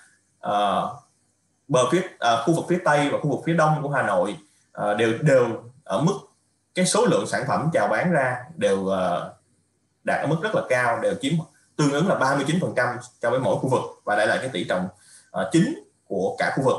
Và đây tôi nghĩ rằng là nó cũng sẽ là cái xu hướng phát triển mới cho thị trường Hà Nội khi mà kết hợp với là một cái hệ thống kết hợp giao thông cũng như là hạ tầng về các tuyến đường cao tốc được phát triển rất là bài bản và đồng bộ như hiện tại. Chúng ta sẽ đi vào tiếp theo là cái phần về giá bán, để thấy rằng là trong thời gian qua cái sự thay đổi cũng như sự biến động về giá bán của thị trường như thế nào đối với mức giá ở thị trường sơ cấp và thị trường thứ cấp ở các phân khúc. Thì đây là cái thống kê của thị trường thành phố Hồ Chí Minh và Hà Nội ở các cái phân khúc. Thì về mức giá của các phân khúc căn hộ, thì ở đối với thị trường thành phố Hồ Chí Minh cái phân khúc mà có cái sự biến động cũng như là cái sự tăng giá cao nhất là ở phân khúc hạng sang. Bởi vì trong thời gian vừa qua chúng ta cũng được biết rằng là ở thành phố Hồ Chí Minh đã xuất hiện những cái chủng loại căn hộ, đặc biệt là những căn hộ thương hiệu, căn hộ branded residence có mức giá đã vượt ngưỡng 18.000 đô một mét vuông. Thì chính vì điều này nó tạo nên một cái xu hướng tăng giá cho cái phân khúc này. Và thì theo thống kê của Cbre thì phân khúc hạng sang tại thành phố Hồ Chí Minh đối với mảng căn hộ đã tăng hơn khoảng 9,2% so với cùng kỳ của thời điểm năm trước. Ở các phân khúc khác thì cũng đều ghi nhận cái mức tăng. Riêng phân khúc cao cấp, phân khúc high-end thì chỉ ghi nhận tăng khoảng 0,4% so với thời điểm cùng kỳ của năm trước. Điều này cũng giải thích rằng là bởi vì cái số lượng nguồn cung trong cái quý vừa rồi không nhiều, nên cái tỷ trọng và mức giá tăng nó không đánh giá cao. Chứ riêng về cái phân khúc tầm trung thì do cái nguồn cung nó lại chiếm cái tỷ trọng cao, nên thành ra so sánh về cái mức độ tăng giá thì phân khúc tầm trung thành phố Hồ Chí Minh lại tăng hết 8,3%. Riêng về cái phân khúc căn hộ bình dân thì gần như không có một cái nguồn cung mới nào trong suốt 6 tháng vừa rồi. Nó cũng kéo dài cái thời gian mà phân khúc này gần như không có nguồn cung. Mức giá ghi nhận sự thay đổi này chủ yếu là ở các cái dự án cũ, chủ yếu là các cái giao dịch của các dự án cũ. Đối với thị trường Hà Nội thì rõ ràng chúng ta nhìn nhận thấy cái sự chi phối rất là mạnh cũng như là chiếm tỷ trọng cao nhất là nằm ở phân khúc tầm trung, và ở phân khúc này cũng ghi nhận được cái mức tăng khá là cao ở phân khúc phải 6,7%. Riêng ở phân khúc căn hộ bình dân ở thị trường Hà Nội cũng ghi nhận được cái mức tăng khá là cao, đó là 9,1%. Tuy nhiên thì xét về cái tỷ lệ số lượng căn hộ được chào bán tại phân khúc này thì tương đối thấp nếu mà so sánh với lại căn hộ tầm trung. Ở hầu hết các phân khúc thì cả phân khúc high-end thì cũng đã ghi nhận cái mức giá là tăng. Riêng ở phân khúc hạng sang thì đối với Cbre, theo Cbre ghi nhận rằng thì đối với phân khúc hạng sang tại thị trường Hà Nội trong thời gian vừa qua vẫn chưa xuất hiện các cái dự án mới, và cái mức giá này chủ yếu ghi nhận ở một số các cái dự án với quy mô khá là nhỏ được ghi nhận trong thời gian trước đây, và cũng chưa ghi nhận thấy có cái sự biến động giá nhìn nào gọi là xuất hiện ở phân khúc hạng sang này.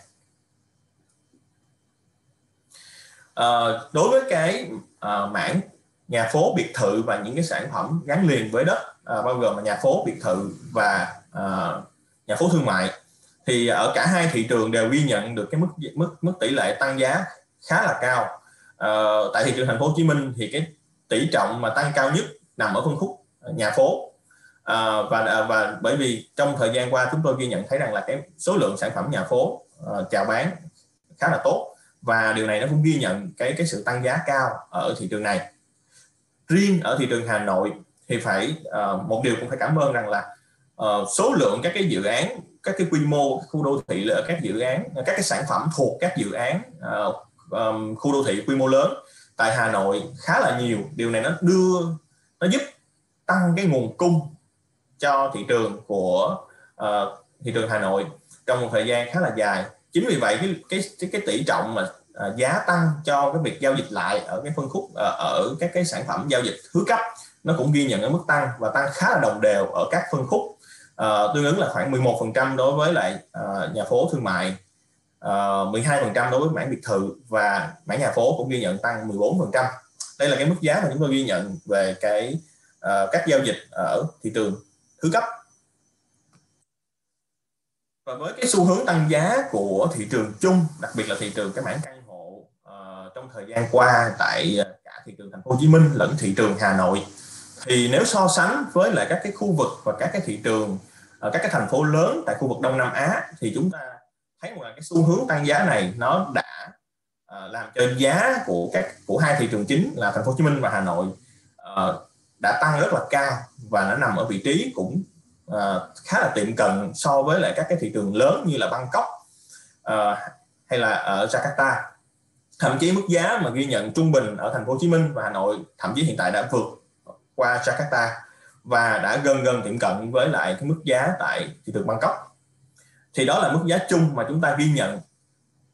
Tuy nhiên nếu mà nhìn vào một số các dự án, thậm chí là một số các dự án được chào bán gần đây ở cái phân khúc hạng sang, thì rõ ràng các cái mức giá chào bán ghi nhận từ 15 cho tới 18.000 đô một mét vuông như hiện tại của các dự án này, thậm chí nó còn cao hơn rất nhiều so với một số các cái dự án nổi bật tại thị trường Bangkok.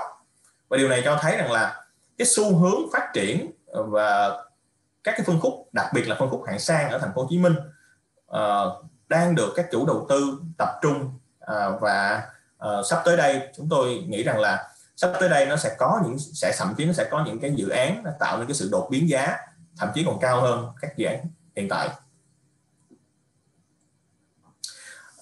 Đây là cái thống kê về cái biểu đồ tăng giá của các dự án căn hộ tại Thành phố Hồ Chí Minh ở thị trường thứ cấp mà chúng tôi ghi nhận được trong một thời gian qua. Thì nếu như các cái thống kê trước đây ở các cái thời điểm trước đây thì hầu hết các cái dự án chúng tôi ghi nhận thì hầu hết các cái dự án đều ghi nhận cái mức giá chào bán lại đều tăng hầu hết. Tuy nhiên thì trong thời gian quý 2 vừa rồi, khi mà đội ngũ nghiên cứu thị trường của Cbre cũng đã có một sự khảo sát, thì thấy rằng là đã có cái sự điều chỉnh về cái mức giá bán lại ở một số các cái dự án. Đặc biệt là một cái số các dự án trước đây có mức giá chào bán lại khá là cao từ các khách hàng, ghi nhận năm 2020, thì đến sang tới năm quý 2 2021 thì ở các cái dự án này sẽ có một cái sự điều chỉnh nhất định.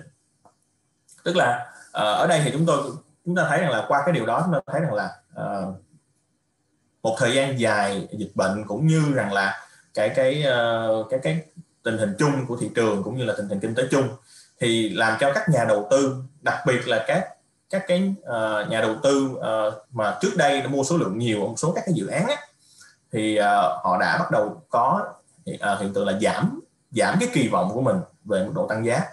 Tức là trước đây nếu mà họ chào bán ở mức khá là cao thì đến thời điểm hiện tại họ bắt đầu có sự điều chỉnh để giảm ở một số các cái dự án. Nên nếu mà theo thống kê chúng ta thấy rằng là riêng về cái mức giá thị trường thứ cấp đối với mảng căn hộ đã có một cái sự điều chỉnh nhất định ở một số các cái dự án, cho thấy cái sự điều chỉnh về kỳ vọng của các nhà đầu tư.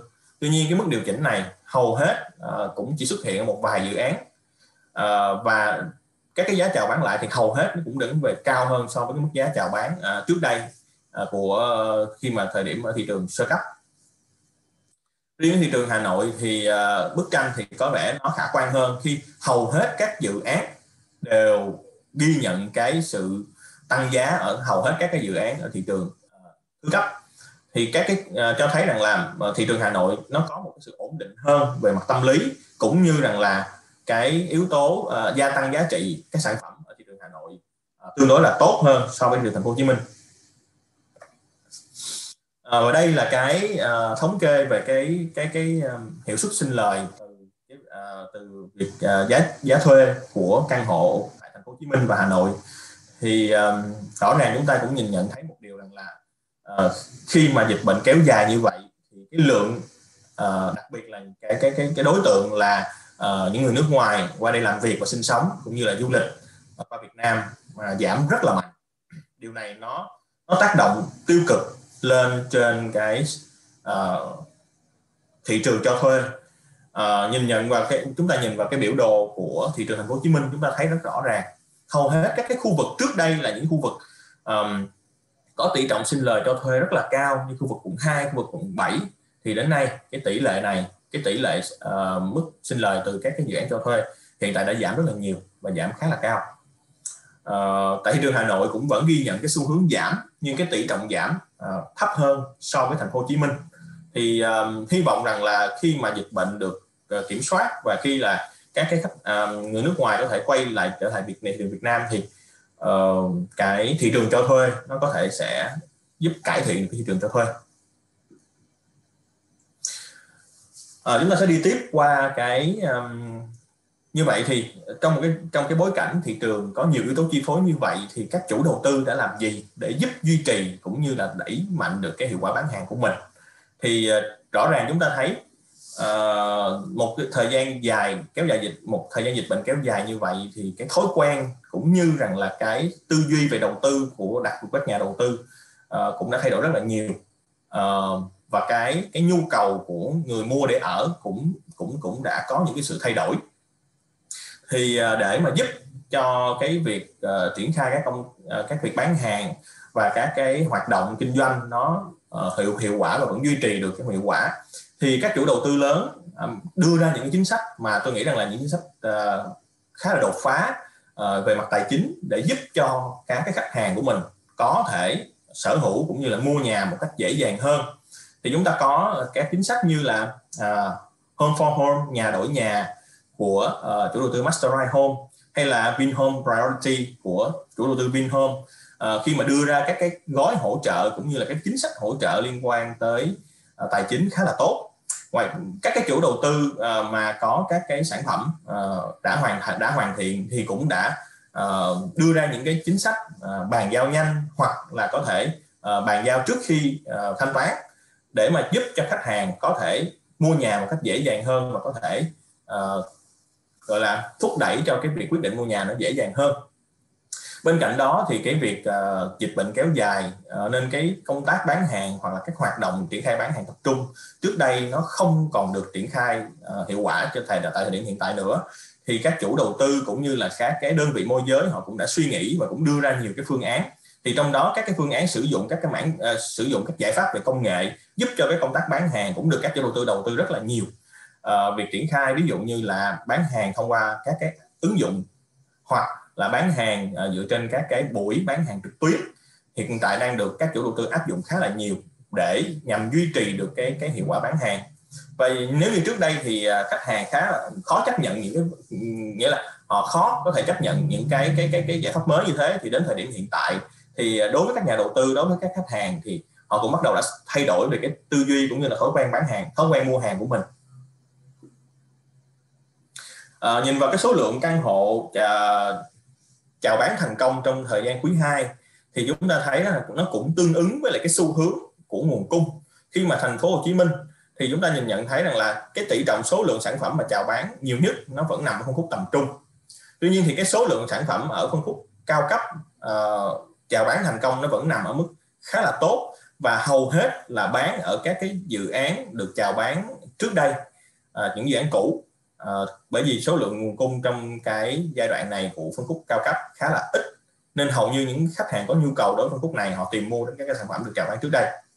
Ở thị trường Hà Nội thì cái xu hướng này nó vẫn tương tự như là cái xu hướng của nguồn cung, thì thấy rằng là cái tỷ lệ chào bán thành công nó vẫn chiếm tỷ trọng cao nhất ở phân khúc tầm trung, và nó có xu hướng giảm khoảng 6% so với lại cái thời điểm của cùng kỳ quý 1. Và một điều may mắn rằng là cả hai thị trường luôn thì số lượng sản phẩm chào bán trong 6 tháng đầu năm 2021 đều tăng hơn từ 20 đến 28% so với thời điểm của 6 tháng năm 2020. Đây là cái thống kê về cái số lượng của các cái dự án nhà phố biệt thự và nhà phố thương mại được chào bán, cũng như rằng là tỷ lệ chào bán thành công. Thì chúng ta thấy rằng là ở thành phố Hồ Chí Minh cái nguồn cung đối với phân khúc này đã giảm, và giảm rất là nhiều trong suốt thời gian từ quý 4 cho đến thời điểm hiện tại. Thì cái nguồn cung của phân khúc này nó không có nhiều. Theo đó thì cái tỷ lệ mà chào bán thành công nó cũng không nhiều, tuy nhiên nó vẫn luôn đạt ở mức rất là cao, và hầu hết các cái dự án này được chào bán mới đều chào bán từ 95 cho đến 100% các sản phẩm được chào bán thành công, cho thấy rằng là cái nhu cầu đối với mảng các sản phẩm gắn liền với đất tại thành phố Hồ Chí Minh nó vẫn ở mức rất là cao. Tại riêng ở thị trường Hà Nội thì một lần nữa cũng phải nhìn nhận thấy rằng là do là chúng ta có rất là nhiều các cái dự án có quy mô rất là lớn, các khu đô thị có quy mô lớn, nó là giúp cho cái nguồn cung của phân khúc này nó khá là dồi dào. Chúng tôi ghi nhận thấy rằng là nó khoảng hơn 1.500 sản phẩm được chào bán trong vòng 6 tháng từ đầu năm 2021, và cái tỷ lệ mà chào bán thành công của các cái của các sản phẩm này ở các phân khúc nó đều được đạt cái mức khá là tốt. Vậy thì chúng ta sẽ có triển vọng gì cho năm 2021 trở đi? Một điều chúng ta thấy rằng là mặc dù hiện tại có rất là nhiều thông tin tiêu cực liên quan đến cái dịch bệnh, tuy nhiên thì chúng ta cũng phải ghi nhận thấy rằng là có khá là nhiều các cái công trình hạ tầng cũng đã bắt đầu có những cái tín hiệu lạc quan. Điển hình như là cầu Thủ Thiêm 2 có thể là sẽ hoàn thành cái việc nối nhịp trong năm nay. Đây là một cái tín hiệu khá là tốt, bởi vì đây là được đánh giá là một trong những cái công trình trọng điểm tại khu vực trung tâm thành phố Hồ Chí Minh, kết nối khu vực quận 1 và khu vực Thủ Thiêm quận 2. Nó sẽ tạo ra một cái động lực mới giúp cho khu vực Thủ Thiêm sẽ có nhiều cái sự phát triển hơn, và kỳ vọng rằng là khi cầu Thủ Thiêm 2 kết nối nó sẽ tạo ra một cái luồng lưu thông mới, cũng như rằng là cái giá trị đầu tư tại các sản phẩm tại khu vực Thủ Thiêm theo đó nó cũng sẽ thay đổi rất là nhiều.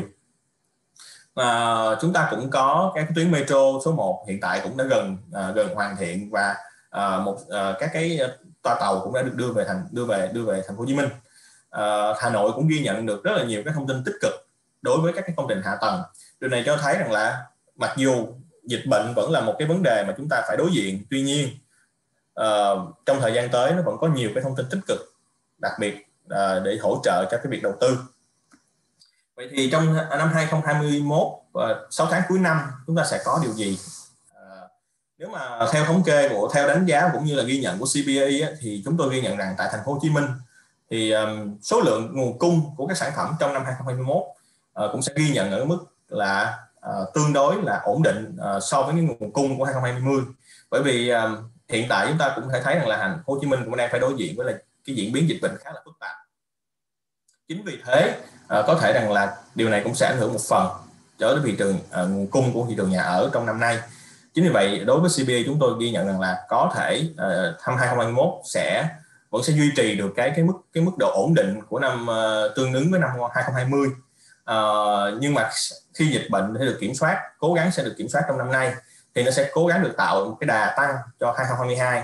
Thì theo đó 2022 sẽ ghi nhận được cái nguồn cung cũng như là tỷ lệ chào bán thành công nó sẽ tốt hơn. Riêng ở thị trường Hà Nội thì nó lại duy trì được một cái đà tăng, và chúng tôi kỳ vọng rằng là 2021 nó sẽ có nguồn cung vượt và cao hơn so với 2020, và điều này nó sẽ tạo một cái đà tăng cho thời gian tiếp theo. Về mức giá thì ở hầu hết các cái phân khúc thì chúng tôi vẫn nghĩ rằng là các phân khúc giá ở các phân khúc nó sẽ đều tăng. Bởi vì mặc dù thời điểm hiện tại và đặc biệt là trong thời gian qua, chúng ta theo cái sự quan sát thị trường, chúng ta cũng nhìn nhận rằng là ngay cả trong thời gian thị trường gặp rất là nhiều vấn đề về khó khăn về nguồn cung, tình hình dịch bệnh, nhưng ở các phân khúc nó đều ghi nhận cái mức giá tăng, và đây nó cũng sẽ là cái xu hướng, nó vẫn duy trì được cái xu hướng này đối với cái thị trường sơ cấp trong thời gian tới. Đặc biệt là những cái phân khúc như phân khúc hạng sang, khi mà nó xuất hiện thêm nhiều các cái dự án có cái mức giá cao, những cái thuộc cái phân khúc những cái phân khúc căn hộ thương hiệu vân vân, thì nó sẽ làm thay đổi cái mức giá của cái phân khúc này khá là nhiều. Riêng thị trường Hà Nội thì hiện tại thì chúng tôi vẫn chưa ghi nhận được các cái sản phẩm hạng sang chào bán mới tại thời điểm hiện tại, nhưng kỳ vọng trong thời gian tới có thể xuất hiện một số các cái dự án hạng sang.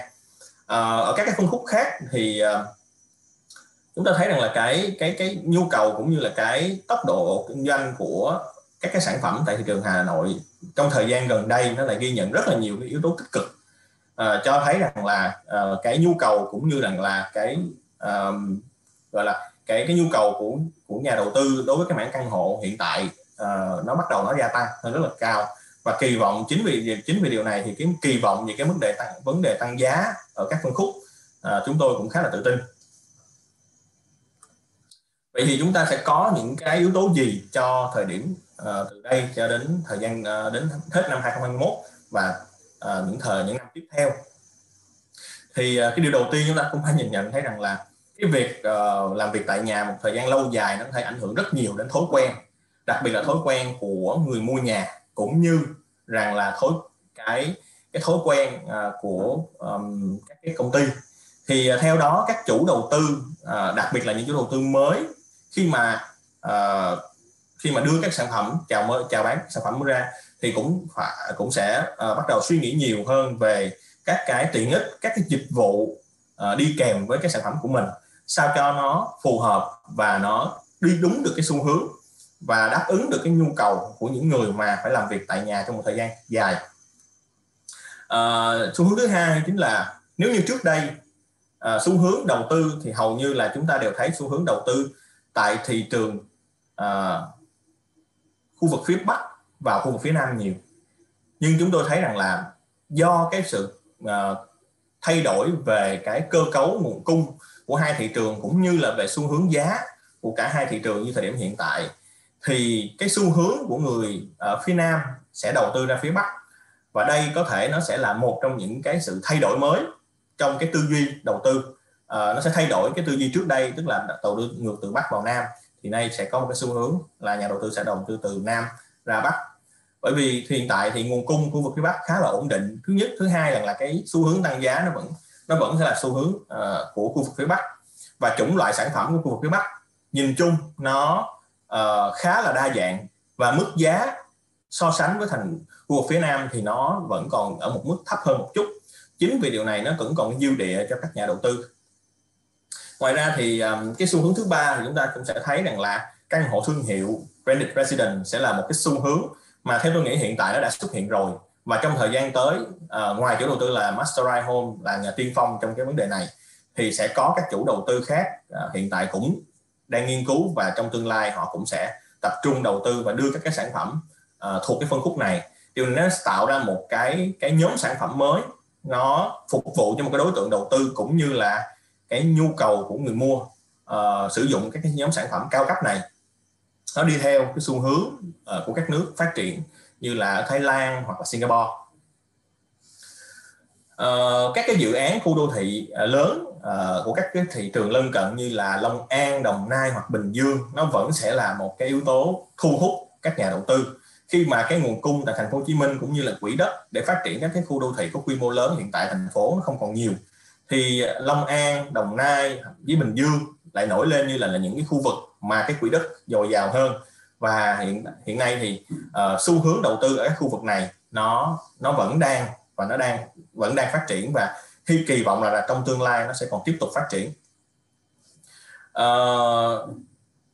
Thành phố Hồ Chí Minh đang triển khai mạnh cái việc tiêm vaccine, và sắp tới đây tôi nghĩ rằng là cả nước chính phủ cũng sẽ bắt đầu triển khai mạnh cái việc tiêm vaccine này.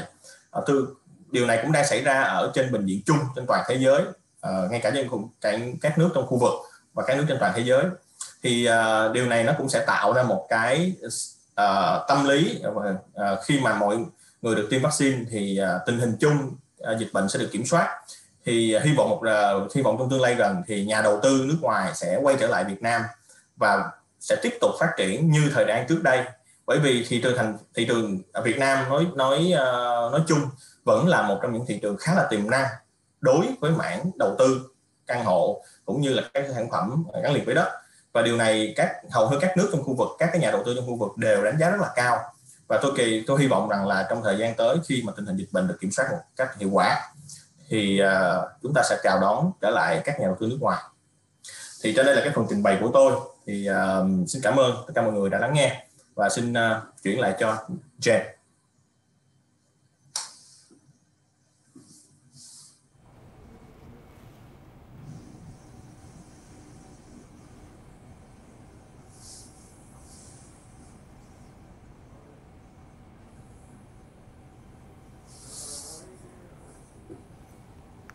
Many thanks, Mr. Kit, for the insightful presentation. And just before we move on, I'd just like to draw your attention to the QR code on your screen, and also the link within the chat box on your screen as well. So these links will grant you access to our market report, which after a small survey, you'll be allowed to download. So this brings an end to the first part of this morning's event. We will now move into the second part of the event, which is the Q&A session.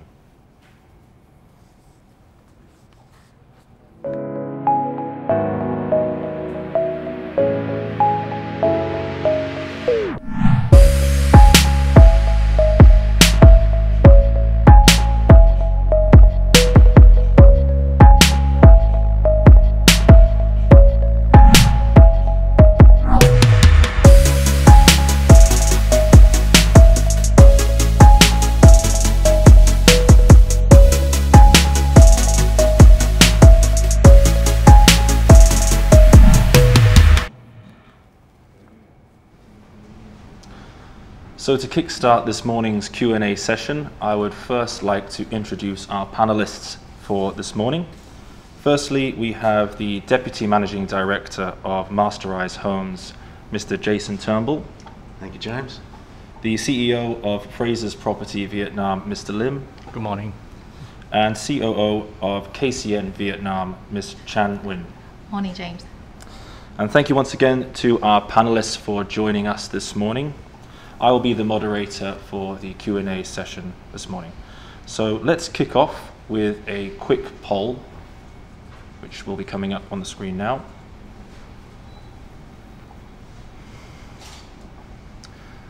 So while the audience will be answering the poll questions, we can kickstart with some of the questions that are related to the poll. So I will open these questions up to all of our panelists, and I would like to hear from all of you. That'd be great. So firstly, how has COVID-19 impacted your respective firm, and what is your general outlook for 2021? Happy to go first, James? Yes. Yeah, sure.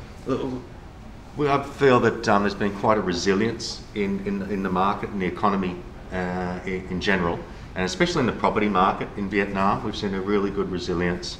For Masterise Homes, we were very quick to adapt business continuity plans and adapt to what is the new norm for business in the current environment.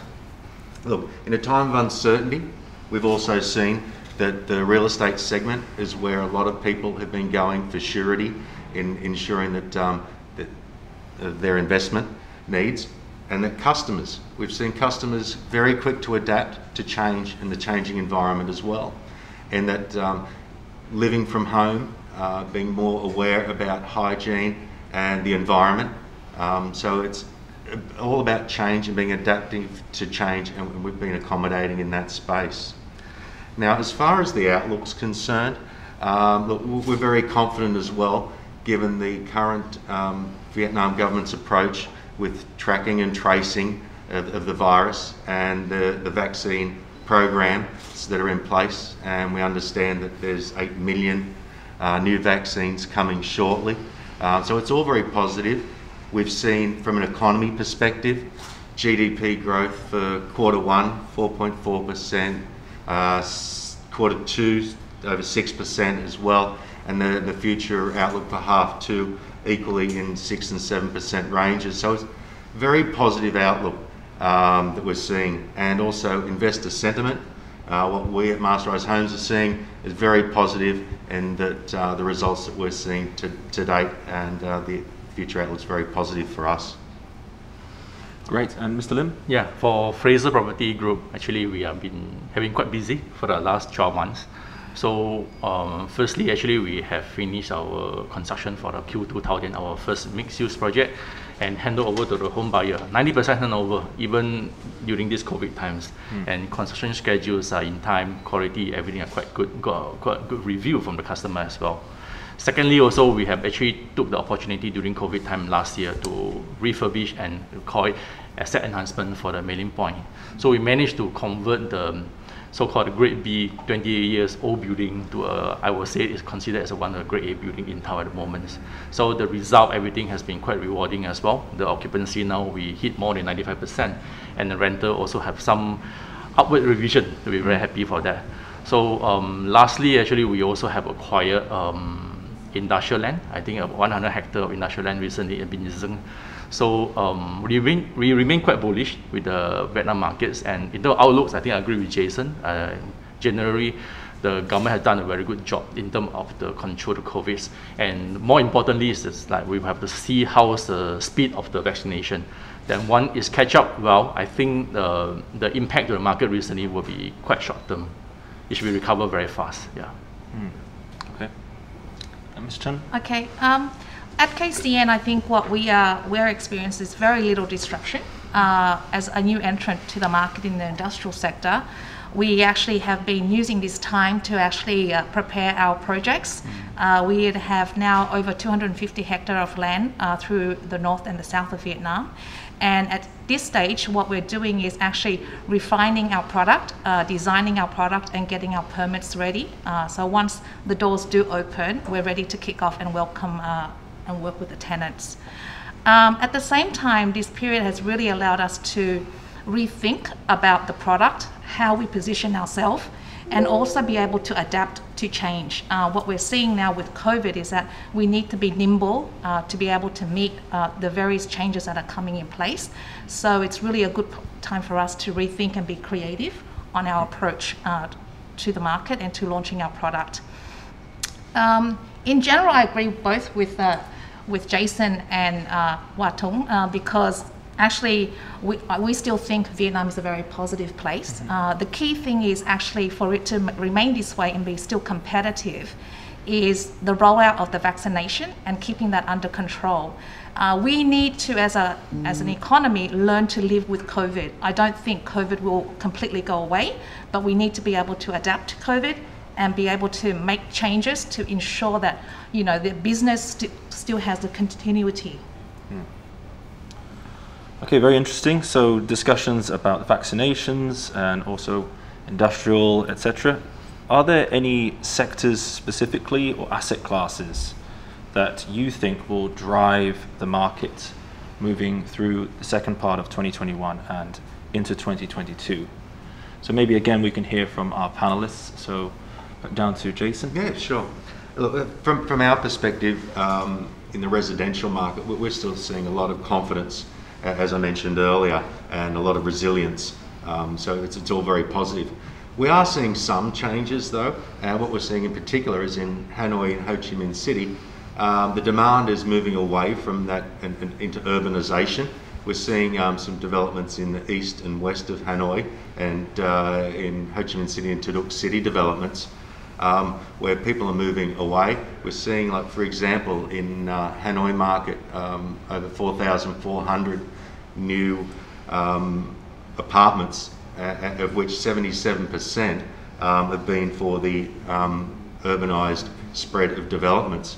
So we're seeing that there's a change and shift in where people are living. We're also seeing around changes around innovation around housing solutions. That is, people now buying and selling more conveniently than they ever before. With introduction of apps and cashless purchases, it's being able to trend away from those traditional purchasing processes. And then we're also seeing the emergence of the branded residence, which we're very proud to be part of. Real niche segment, but the interest has been quite overwhelming and following global trends, and we're very excited about what that outlook is for Vietnam. Great, Mr. Lim? Yeah, I think Vietnam has been a growth market in terms of real estate. I think for the COVID time, we are seeing some slowdown in certain sectors, but generally the country fundamental remain very, very strong. Strong urbanization, the GDP growth, and the young populations, and a lot of the household formation as well. Every year, so you can see a lot. So in terms of the real estate, residential market definitely it will still continue to grow. But I think there's some challenge in the market now currently because of the limited supply, especially in Ho Chi Minh City. Where I mean, from Mr. Kiet, the slide you can see that actually the supply coming on stream for the last 2 years, actually there's a big drop as compared with the last. That also causes the pressure to the pricing as well, because supply and demand is a natural thing drive your pricing. But I believe actually residential will remain strong. I think that's a general perception, belief that we have. Another area is actually industrial. Industrial is Vietnam is actually still quite underdeveloped, so there's still a lot of opportunities for Vietnam to attract a lot of FDI coming in, and also coming from the domestics, some of the existing manufacturer expansion. So these are the two areas that actually will continue to push the industrial market to grow well. And last thing actually probably to highlight is a commercial property, example office. So for offices itself, I think the Ho Chi Minh is actually, the good grade of office is still very limited supply. So there could be, we are seeing a trend of the decentralization of office. Many reasons. I think partly BCP plan, that you need to have a secondary office for your back office in terms of the pandemic situation. So all these few things will still drive the real estate market in the country to grow well. Yeah. Okay. For me, I also see that the industrial market will continue to drive well this year, particularly on the backbone of changes in consumer behavior from the e-commerce sector. Given COVID, we're seeing increases on online purchase from consumers, and this will lead back to additional warehousing and logistics need. So I see that sector will be remaining very positive. In addition, the landed mid-tier residential area I see will also continue to drive well for 2021. And particularly with COVID, I think that there is an increase in demand from the end user to have property outside of the city center where it's a lot more dense. So we'll see that provinces like Dong Nai, Bình Dương, and Long An will pick up in terms of sales in the mid-tier segment. Okay, great answers to start us off. So maybe we can see the initial results of the polls that were taken now, if these will be brought up.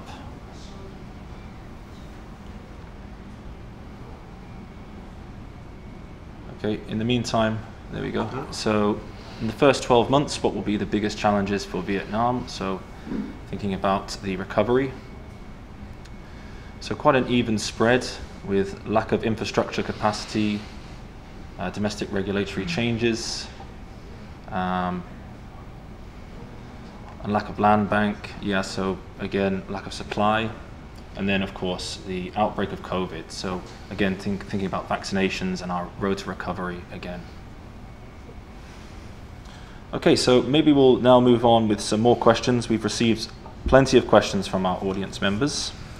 So let's kick off first with Mr. Jason Turnbull. So this is relating to the retail market. So when do you think Vietnam will be ready for the luxury retail market?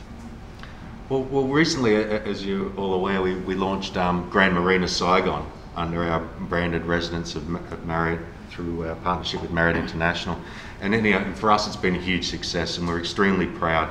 So this, as in regard to luxury brands, demonstrates a strong demand for ultra luxury and what the power of these international brands bring. And the Vietnamese people and Vietnam market are ready for this and want to enjoy and deserve to enjoy the best of these that internationally has to offer. As far as the Asia Pacific region is concerned, we're seeing that the Vietnamese community, from a happiness and wellness scale, increasing 33% in recent times. We're seeing that the ultra rich and the people of Vietnam is increasing at a rate of 7%. Even the middle market in Vietnam, as far as average wages are concerned, it's triple figure growth and forecasted to be the same. So the outlook is all very positive for luxury brands in Vietnam, and the people of Vietnam understand and deserve, and it's a very positive place to be for the outlook. Great, and we also have some of our Cbre speakers in the wings, so maybe we can turn the same question to Ms. Mai Va, which was about luxury retail market. When do you think Vietnam will be ready?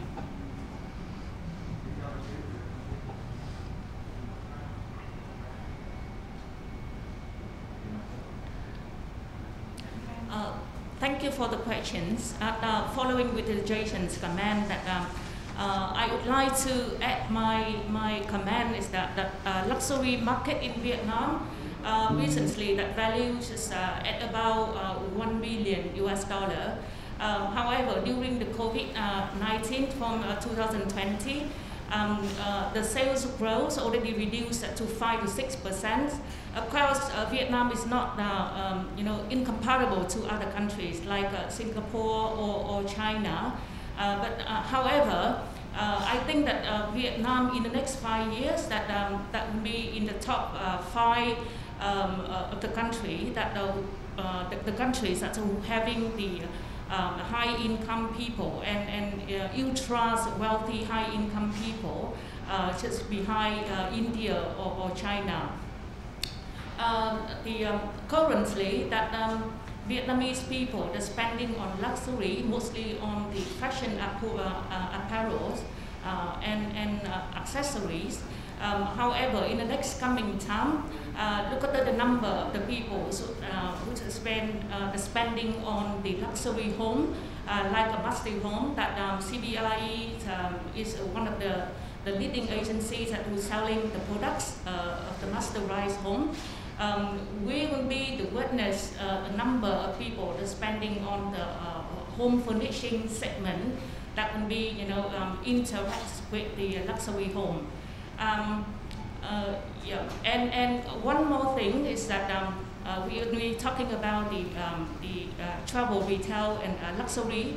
That when the social distancing and the lift and the travels is open again, then this is a segment that will be gradually recover. Of course, it will be taking some time to recover to the pre-COVID-19. However, the customer that will be spending more on the affordable high-end, not really on the big ticket or premium luxury. Thank you.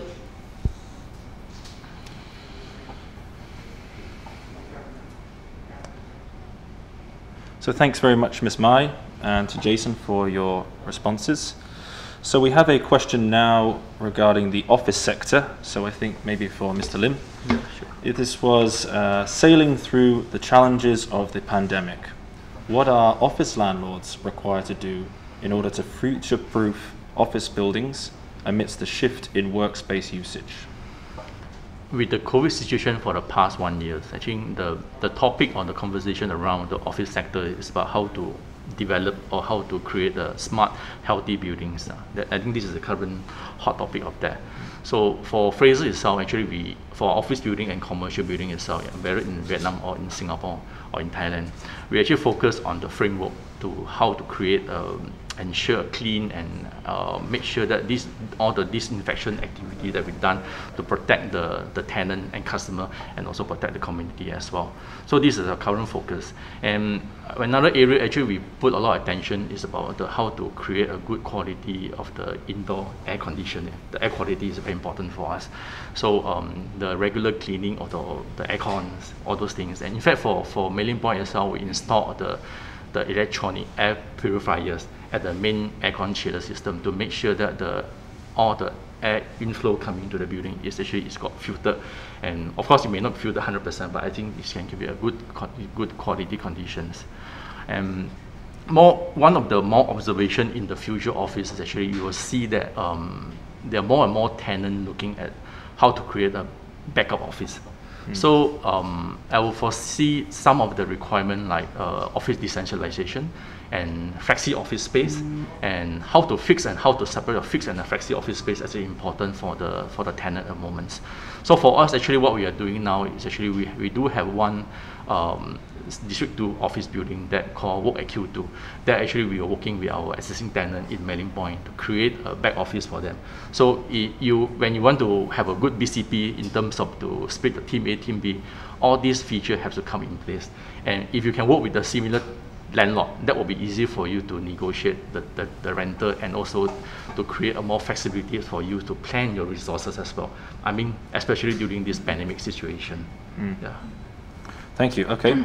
Now we have a question related to the industrial sector. So maybe we'll start with Ms. Chan and then move on to Mr. Lim. So the industrial question is regarding to industrial properties are becoming increasingly more attractive as Vietnam benefits from the shift of global supply chain, and Vietnam also liberalizes its trade base. So what are the factors that hinder Vietnam to realize its full potential? And what can be addressed in the short and the medium term? Okay. From the presentation earlier done by Hugh, he's mentioned a lot about the infrastructure development in the north and the south of freeways, expressways, and ports. But one of the things that is evident is the lag in the rollout of these infrastructure development. This has a huge impact in terms of rolling out within the industrial sector. We rely on accessibility, and this affects cost, logistics costs, and development. So that's one of the key areas in terms of the lag of the infrastructure development. So if the government can keep up with the timeline, it actually will help the economy. Secondly, what I also see and what we're experiencing is the administrative procedures for foreign investors coming in here is a little bit cumbersome. And in different provinces, different interpretations are done. So what we're trying to do at KCN is within all our projects is we're providing a one-stop solution for our customers to assist them and support them through the licensing, the permittings, to get them to go into operation so they can focus on their core business and coming through here.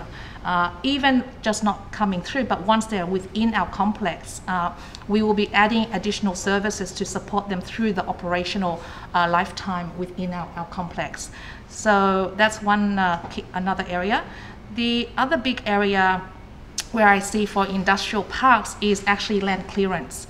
Land clearance has actually been a key obstacle for a lot of the developers. The difficulties in negotiating, consolidating, and the paperwork typically can take 2 to 3 years to completely clear a whole industrial park and get all your permits ready.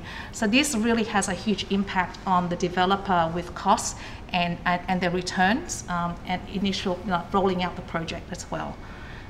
So I think in the short term, some of the things that we can address is actually to offer solutions for our tenants. Like I said earlier, what KCN we're trying to do is to offer the solutions in terms of support and administrative services.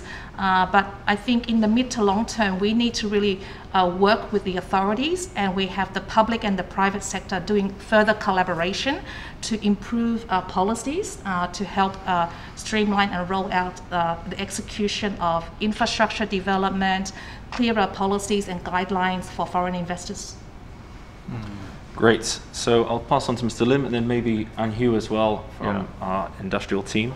I mean, just now Mr. Hugh also mentioned all the key drivers why industrial should be, blossom in Vietnam. I think that is unavoidable. It will happen, definitely will happen. And industrial is actually the hottest topic in Vietnam market, I think, since the last 2 to 3 years. Of course, the key challenges of what Ms. Chiang has mentioned is very much on how fast the infrastructure can be developed and to help the industrial to really put on board. Actually, they have to develop and then they have to start move and do operations. I think in the north of Vietnam, I think the infrastructure is much more established as compared to the south actually. So I think just now he also said that wishfully, I think some of the highway can be done in the next couple of years. But I think we still have to wait and see for the moment. Of course, another biggest challenge is about the land bank, that what Ms. Chiang has mentioned, the land compensation, land clearance, and even conversion to industrial park from farmland. This actually have take long time actually. So we have quite a few big logistic developers, real estate developer coming to Vietnam. Example, Fraser ourselves, we are new in this sector as well. JD.com, GRP, Logos, Alibaba, of course, KCN Vietnam as well. So these are the big players actually very eager to come into Vietnam to start do the industrial products. So what we are seeing here is actually land is quite complicated for the manufacturers to buy, and because of complication of process and the approval process as well. So what we are seeing now more is actually the ready built or built to suit facilities. Like us actually, we provide a facility, a platform with the built factory, with the land cleared properly to all the manufacturer. That is quite a sweet spot, I would call it. It's a sweet spot in Vietnam at the moment. So in the short term, we are seeing a lot more demand coming from existing manufacturers. Example, we are seeing some of in Bình Dương itself, we are talking to a few actually big factory now. Actually, they're working on expansion, but they will not expand to too far away because of resources, because of all the value chain as well. So they will prefer to stay around Bình Dương to look for their new facilities. But it's very hard for them to buy land from the government, so from the government or even for industrial park operator, because there's a limited supply. So what we are doing now is we're providing a build-to-suit facility to them. So this also aligns with some of the players that they go for more asset-light strategies. I mean, they just pay rental rather than to buy the land, go through the lengthy legal process to construct the building. A lot of headache for foreign manufacturer as well. I think for us, Fraser, we have been in Vietnam for more than 20 years. We understand the policy, we understand the way how to work with governments, and we actually can provide, like Ms. Chiang saying, that we can provide one-stop services for all whether the newcomer or existing manufacturer. I also look at another angle is medium term. Is actually when the vaccination is ready. The rate is higher, so we have more FDI coming in. So when they first come to Vietnam, I believe they still need to go for those ready facilities, whether built to suit or ready built factory or warehouses. I think they still need all this. They have this demand in this type of the sectors. So I will see actually industrial will continue to do well, especially at the moment. And Vietnam, probably this is a trend for Vietnam. I'm not too sure, Ms. Chiang, I believe this is a trend for Vietnam going forward. I totally agree with you, Wai Tong. I think it's a very hot sector, but I think a lot of it now is what Wai Tong said, is actually preparing for that wave, because we need to actually be able to provide a faster solution for these foreign investors when they do come in. They don't want to go through the trouble and the time-consuming process to get their facility up. So the demand for already built facilities will continue to be picking up over the next year. Great insights. And Hugh, any further comments on that question?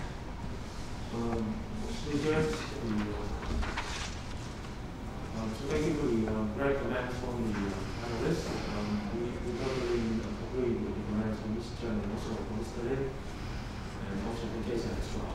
So the industrial sector is one of the sector that we can see the market sentiment remain very positive, as we mentioned earlier in my presentation. So the challenge that we saw up until now would be the limited supply, the limited land bank in the primary location that we mentioned earlier. So due to the limited supply primary land bank in the primary location, prime location, it would cause the land rental to increase sharply between 2019 and 2020 at about 20-25%.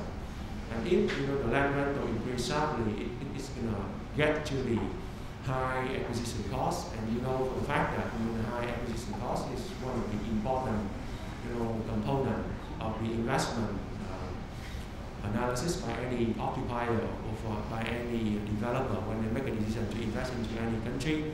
So if we can get the new supply to come to the market faster, as Ms. Chen said earlier, and then it will help the market to perform better in a way that the occupancy, the market rental, and etc. would be more healthy, and then would attract more occupiers to come to Vietnam. The second thing, cannot disagree more, is the licensing issue. Even though we understand that the government is working very hard to address the licensing procedure in Vietnam, but at the same time, we still need to work more on this one, so that the platform for the occupiers, the platform for the developer can be more fast-tracked, so that they can access the market faster and then provide more solutions, more options to the occupier. Thank you.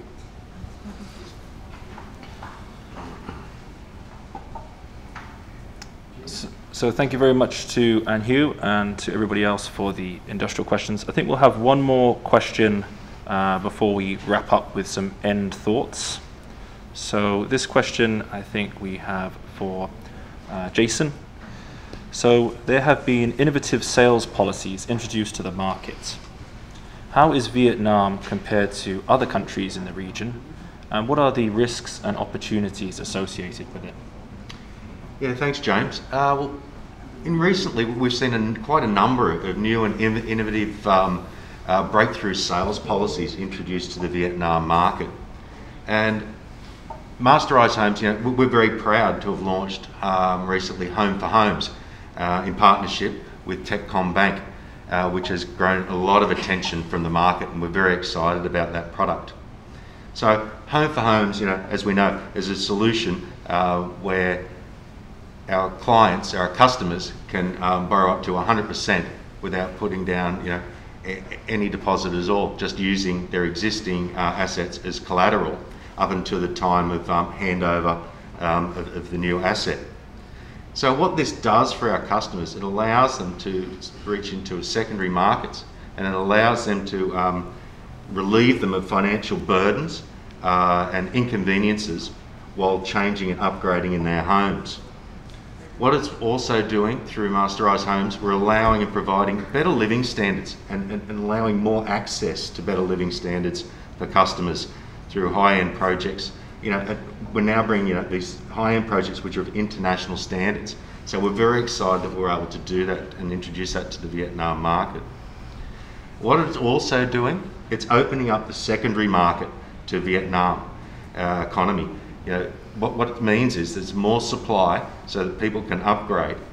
As an example, what we've seen in Vietnam compared to Southeast Asia, it's 7 to 10 times lower in the secondary market to the rest of Southeast Asia. So this shows that the market is currently underperforming, and so it's a great opportunity. Great. So we've touched upon many topics today. Unfortunately, we couldn't answer all the questions, so we'll try and answer any remaining questions after this event.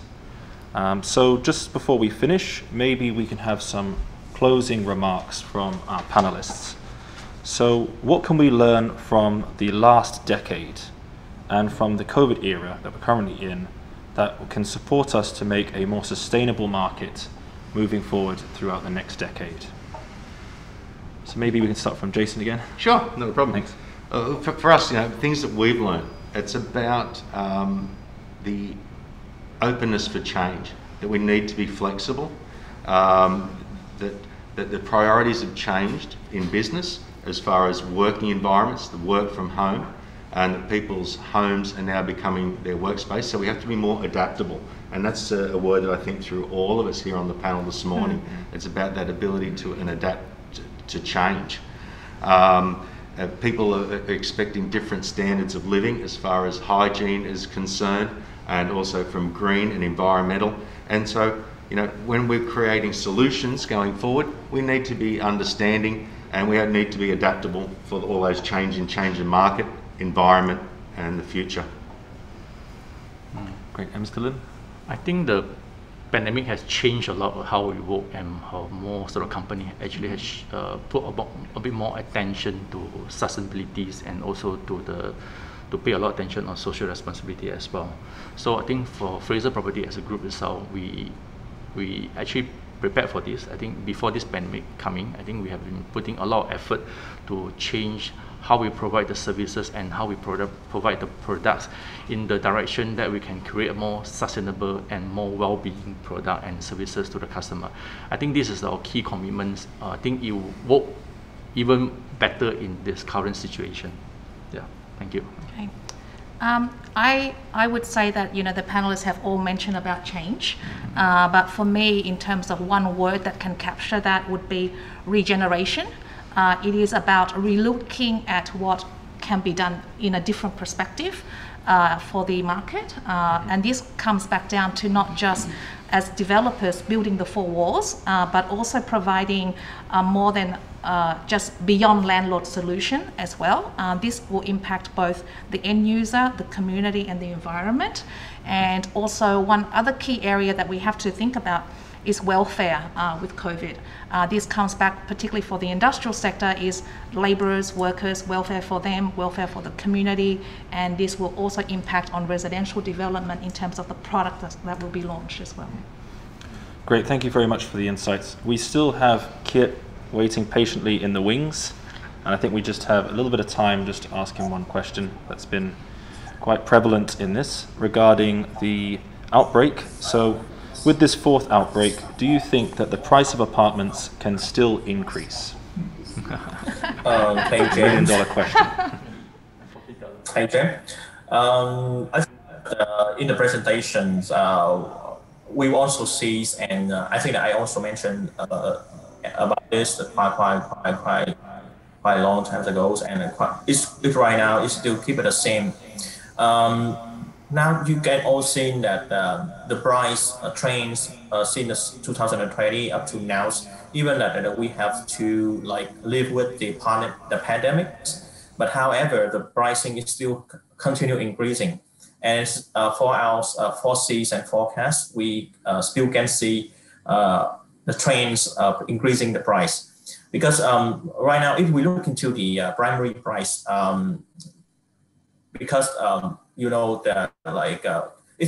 it takes quite a long time for the developer to have to start their construction and then their selling, and the cost of the finance and a lot of things that they have to push into the construction. And right now we also saw the increasing of the raw materials for the construction. So it will make the primary price is keep increasing, and in the other side, the demand is still maintained strong. Right now, and in every new launch of the new projects, 80%, 90% in Ho Chi Minh City is sold out. And right now we still see the same trend in Hanoi when the sold unit is over the new supply. So the strong of the demand and the increase of the cost in construction and the cost of development of the new projects. So we still see the development, the increasing trends for the selling price, even that in the primaries. But however, in the secondaries, maybe in some adjustment for the sale price, because we know that the pandemic affects a lot to the investor quite long terms. So now a lot of investors, they have to adjust their expectation to reduce the asking price for them to make it more easier to sell. For the conclusion for this, I think the trends of the price increasing is still continues. And for CBREs in every section, we still see it will increase about 3% for each year. And it's some special segment like a luxury segment, it could be about 6 to 9% per year, because we will reading some new product with a heavy, very high price. Of course, it will go in with the very highly standard of international standard of luxury. So I think that the trends of increasing price is still continue.